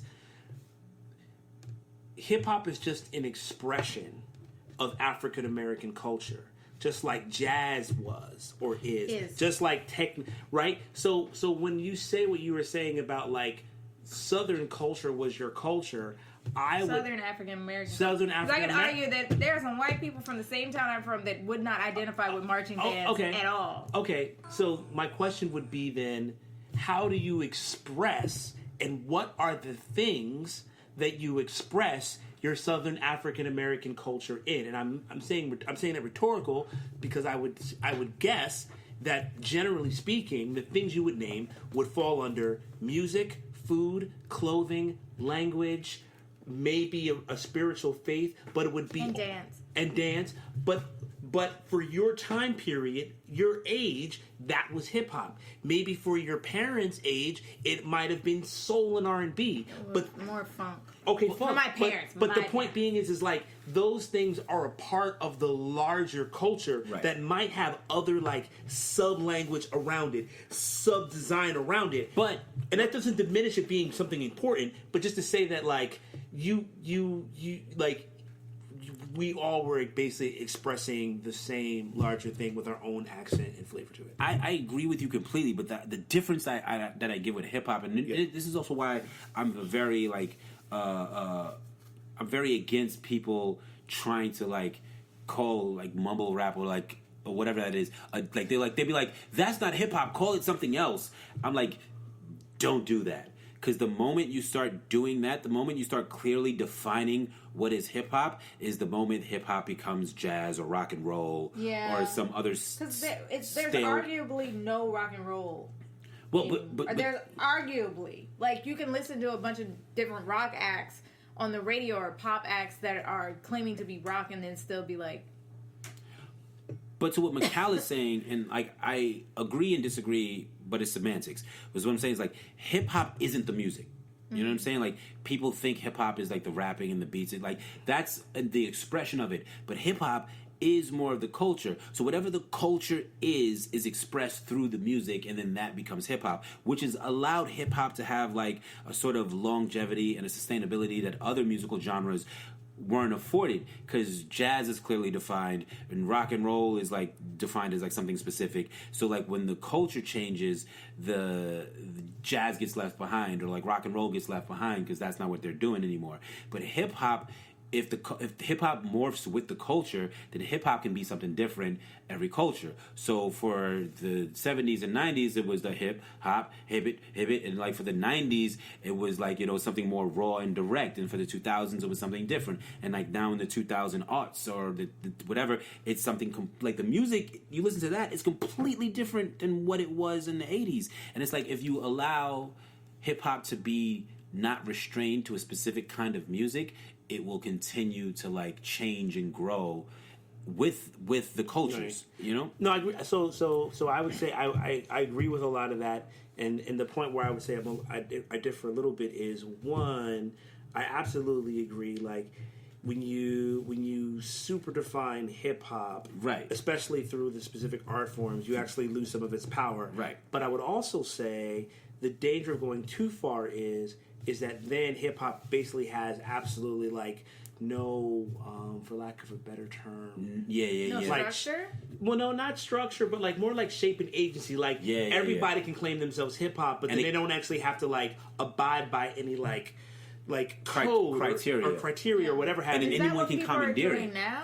Which is what's happening. what's happening now, right? Yeah, you're right. So I'm saying that to say there is no answer. Right. Like it's sort of like it's almost like a sliding scale. It's like we have to kind of make sure we don't go too far down the spectrum, but we definitely kind of have to keep it as sort of like a sliding rule. But the difference is because like it's where your perspective is, right? Because like if you look at what's mainstream hip hop, that has differentiated so far from the societies it's come from, or the cities it's come from. I'm looking for a different word, but I can't think of it. It's the communities. It's differentiated so far from the communities it's come from that it's almost unrecognizable, right? Like sometimes you look at the shit that they push and it's like, where's this person from? Like, where do they do this at? Like, you know. But if you go on like even in New York, there's still hip hop scenes. There's still underground, vibrant, Yeah, beautiful. we're all a part of it. Right, but you don't see that in what gets represented as Or New York. expressed, no. Yeah, and I'm pretty sure that's true in a lot of places. Can I? So speaking from an international perspective, the most hip hop communities, and this has been like documented by all different types of individuals that are anthropologists and professional otherwise. The most real and vibrant cultures of rap specifically that have happened in places like the Czech Republic, Germany, France, was when the artists actually begun to speak in their actual native language. Because so much of their rap history actually started be with in them English. simply mimicking English rappers Yeah. and Yeah. American rappers, but they only started to really talk about the realities that they faced, the Yeah. language and all the stuff that you said And Outkast using did when they started to rap in their own languages. And using indigenous instrumentation, so using like sampling more of their own folk music as opposed to trying to sample like jazz and funk and American music. Yes, to a degree, depending on the place. Like I think in African countries and Latin American countries where they had like honest, just better rhythms and sounds, that was the case. Seriously, because you don't really hear like German sampling like opera or like Irish sampling like Gaelic but music. remember, well, we were at that hip hop conference in February, and what country was that where they were like? Oh, yeah. It was a white country. It was like It was a Eastern white- European. it was a white the country. Czech Republic. No, it wasn't the Czech. Was it Poland? They are crazy hip hop in the Czech. It was Poland. It was Poland. Because Poland has a long history of poetry and like spoken word, was even though Poland. it's not spoken word the way we think of There it. was a musicologist Yeah. that submitted a paper about the origins of Yeah, Polish and hip-hop. how like their hip hop scene started to gain steam when they started talking like They started reflecting on the Polish tradition of poetry and art. Yeah. And that's when things took off. But I personally firsthand experienced that in the Czech Republic, Germany, and other places as well. So the point being is like the culture at any place is always going to be vibrant when it reflects the realities that the people that are doing it like are in. Yep. Yeah. And right now, New York ain't that. Yeah. Right now, New York ain't. No, seriously. Because, can I be honest with you? And now I'm sounding like a chair is jerk. breaking. And I know we're going really far.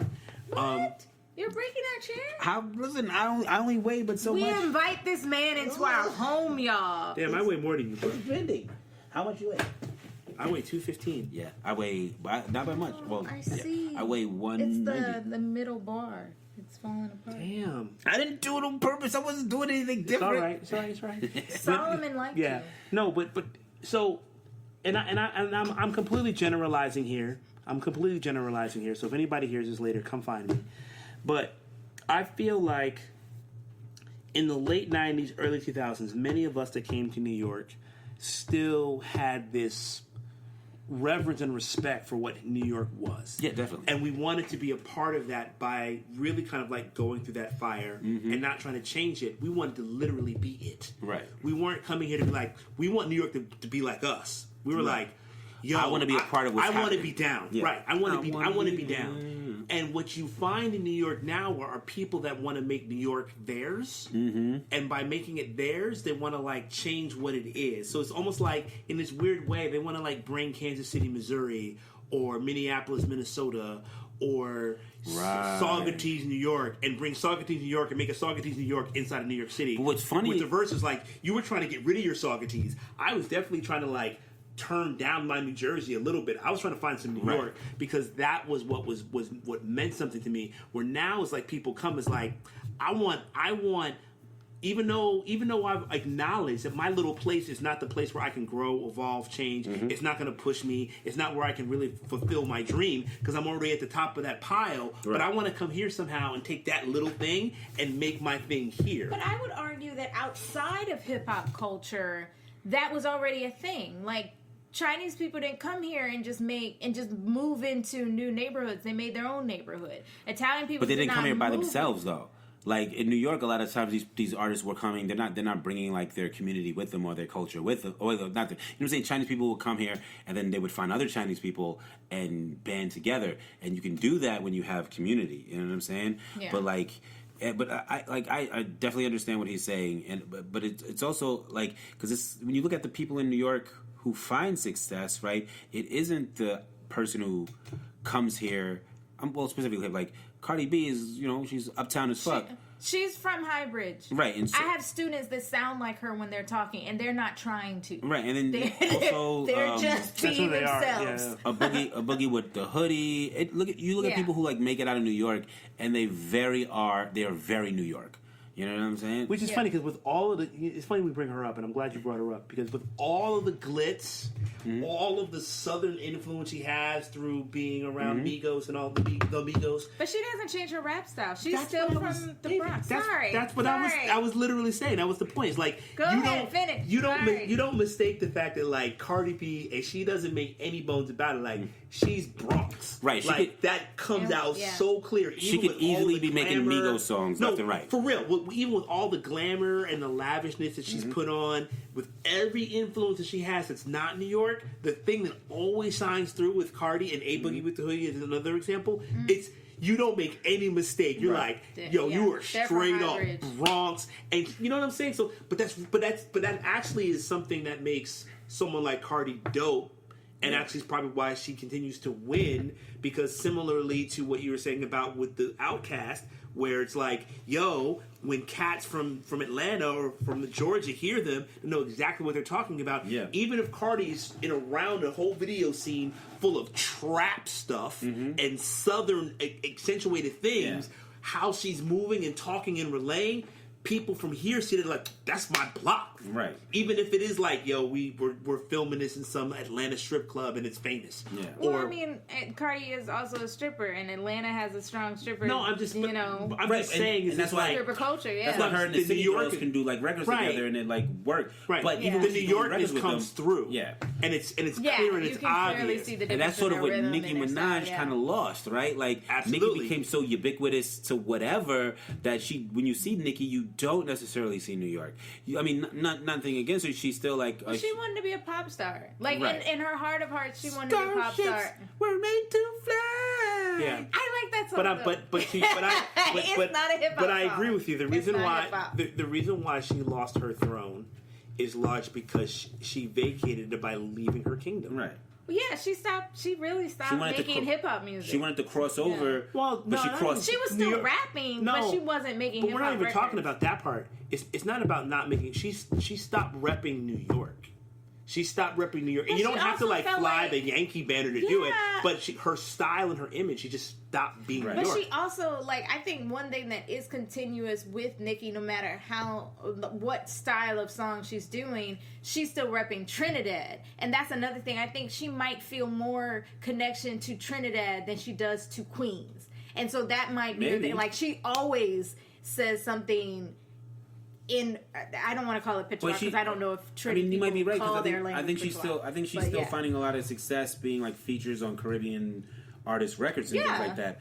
But like we're talking about, like specifically talking about like her dominance in the hip hop situation. and how she came in. She came in on some like, I'm Queens. Right, and it's just, but even He's like, but no, but even without saying it, there was just something very, like she came up in the Smack DVD era, like that was Nicki Minaj. Yeah. So like it wasn't even that she had to say it or deliberately rep it. That was who she was, and there was something that happened within her association with Young Money, within her working so hard to cross over, that I don't even think she deliberately stopped repping it, where she just lost it. Like she lost that thing that made you still hear it when you hear her do interviews and you hear her kind of get riled up. You still hear it, but you don't necessarily hear it in the music. You know? yeah. Well, you that's talk about the real. SmackDown era. She wasn't even Minaj. She was Nicki Minaj. I mean, That's her real her name. Yeah, Her name is Onika Mirage. right. Why didn't? Well, That's her real name. well, AKA Cookie from people. But like she was her fucking nickname is Cookie. doing interviews in like staircases, like hip hop. Yeah. Yeah. Motherfuckers like, yo, let's do this interview in this staircase real quick. Yeah. Yo, fam. I mean, that's New York though. Without a shadow of a doubt. Project Staircase, yo, for real. That or the elevator, one or the other. Right. One or the other. Or the Or rooftop. now Yeah. the car. I am. As both of y'all have done that, right? Riding in the whip. Mm-hmm. Yeah, there's a lot of imitators. Yeah. Shout out to Al Kane, Spitting in the Whip, original. He's fucking finding crazy success on his BMX shit. Yeah, he's been on that always. Yeah, shout out to him. But yes, that's how we feel about New York City. Shit's fugazi right now. Love you though. Do you feel like as you move through the boroughs just on a regular basis, like not necessarily in the hip hop scene, but like you feel like everything's starting to look alike? Nah, definitely not. No? but Never. But I will say this: there's a lot of unfamiliarity to it. There's a lot of things that are very unfamiliar that I wouldn't have placed Things are in changing. certain areas. And it's not even just about like franchise; it's just like attitudes and the way people. Like I said, and again, I don't want to romanticize danger. But, like, there was a danger to you had to kind of be aware. You don't have to kind of be aware the same way that you had to now. But even like I feel you 100%, especially with the not wanting to romanticize the danger of it. But there definitely was like a spiciness to the culture of certain areas. Like you would go to a certain area and you would know, even if it was an unsavory area, it would come with a sense of culture. Like the Lower East Side was a specific organism versus like Brooklyn, or even more specific, Bed-Stuy or Flatbush or East New York or Canarsie. even Williamsburg was like a specific like organism that had like a culture to it, that was was associated with the danger of those neighborhoods, but that wasn't necessarily like it, you know? Yeah. Like, and a lot of that is getting whitewashed. A lot of that is getting corporatized. Like, we're losing a lot of like mom and pop businesses, and they're bringing in a lot of like Whole Foods and Targets and Starbuckses, which I guess is just the nature of American society today. Yeah, I mean, always we were based on capitalism. But we're a capitalist the society. funny thing is, like, the gentrifiers move in because they want to be a part of the culture that they read or they about, just or want cheap rent. but they like, why did you come to New York at all? Because you hear about like the art scene, you hear about the fashion scene, you hear about all this shit, but then they wipe it all away. Because they don't really understand what they're coming for. They don't understand that the fashion scene didn't come from corporations. It came from people who had less money on the street figuring shit out and like making the fashion. That's where the music comes from. They like, you know, that the people that they look at like Mos Def and Jay-Z rapped on stoops in front of buildings for years to hone those same skills that like make them the darlings of their cities. And it's like, if you call the cops on the motherfuckers rapping on the stoop now, you're erasing the culture of those blocks, you know? Yeah. Yeah. It's like Biggie Smalls, they just called the cop on him. All he was trying to do was sell some crack to feed his daughter. Noble. Not really. But Not really. yeah. I love the fact that that's his excuse of the record. Yeah. I was just trying to feed my daughter by selling crack cocaine, Buying Biggie. that Jeep. Yeah. Anyway. I'm not judging Biggie. And All right. Biggie wasn't dumb either. I'm not Biggie judging voluntarily Biggie. Yeah. dropped out of school to sell crack when he was doing fine in school. Right. He was like... He was not a D student. He was not a failing student. Yeah, we're not judging Biggie. We're good. We are judging. I'm judging Biggie. A little bit, yeah. Eminem failed. That's why he fucking dropped Eminem out. didn't have a choice. Biggie had an option. The only class he was Oh no! That's the whiskey talking, y'all. That's the whiskey talking. I don't want any beef with Eminem. Maybe now I do. I don't know. maybe That's the whiskey talking. Listen, if he can- That's the whiskey If talking. motherfuckers can say he can lose to MGK, maybe I got a shot. Did he lose to MGK? The fact that you make that face and say it like that is a loss enough. I don't respect MGK enough to listen That's- to his diss track. That's not what I'm Wait, saying. MGK and him back? Oh, Machine Gun Yeah. Kelly. Right. Machine Gun Kelly kind of got up in him. This is what I'm saying. Machine Gun Kelly did get up in him. If you Mike Tyson, right, and you have a fight with, I don't know, fucking... But he did it. No, MGK actually did it though. It was not a bad track. No. What I'm it saying... was not what a I'm bad saying track, is... but it wasn't like, damn. No, it wasn't was damn. ether. No, it wasn't. No, But it wasn't ether. I mean, nothing will be ether. What ether? Ether's not even ether. What I'm saying... Hey. Queens guy. Right, yeah, Diss son. Nas. Yo, listen, Careful. I'm not dissing Nas. I'm just saying Ether wasn't as it wasn't the knockout punch that people remember it to be. People were just shocked that somebody came at Jay-Z at all. Like, you know what I'm saying? Jay-Z been bullying motherfuckers in the industry for a long time. He got on a his own record. brother. He got I think on he a shoot his brother. He got on a record and Bruh, told shoot. Nas, you know who did you know what with you know who, so let's keep that between me and you, daring him to respond. So when Nas came back as hard as he did, people were ready. People were just going to cheer no matter He's a what. Virgo. I But- tell you, all I right, get let's get this on mad. I'm record. so angry. So wait, no. So we go in there. We get on Virgos record. get so So do you? angry. Who do you think won? It depends on what you. It's like this. No. It depends on like. It depends on like we were talking about. Like we were talking about the definition of success, right? All right. Like in I'll play. the short term, Nas won. In the short term is Nas's victory. He got it, right? You know what I'm I'm saying? just talking about the rap beef. But like I'll put it to you like this: what song would you rather hear at all in life? Ether. Over the Takeover? Ether. You're wilding out. Ether. The Ether is not a listenable song. Ether. I don't put that on and like, oh Ether. yeah, this is my jam. Ether. Takeover. Breaks over. God MC. Me, Jehovah. Ether. Okay. Ether. Ether. he said, you know, mustache having whiskers like a rat compared to beads, you whack. I mean, it's funny. It's a funny song. I just don't. I think Jay-Z made a better song. I think Jay-Z made a better song that will go down in history as more prominent than Ether ever. Nas don't even want to hear Ether no more, son. Nas don't even want to play that shit. Whatever. Nas is Nas like, need yo, to clean up his shit with his ex-wife. That's what. that's a whole other Well, thing. that's a whole other That L. is a whole That's a nother different thing. L. Good night, everybody. It's a different L. And on that note, Y'all, that was our last video. Catch Me Cruising by Fuse. the homie. And yeah, the homie. And we hope you will join us next month for the Poet Podcast with Dale Novella on Skies Crescent Radio. Thank you so much to McCallumine, to Baxter Wordsworth, and to Solomon for commenting. Our special guest. Our special guest. He didn't have much to say, but he was here in He spirit. said stuff, but you can't really hear purring. We on the mic. caught it. The wisdom Yeah. of Solomon. Yeah, the wisdom of Solomon. So, thank you all for listening. Have a good night. And in the true spirit of New York hip hop culture, you're.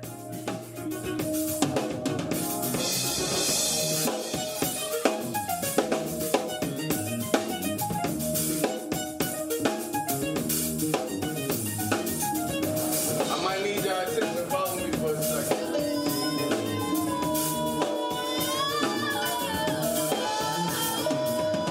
It's in cocksucker, wherever and in so.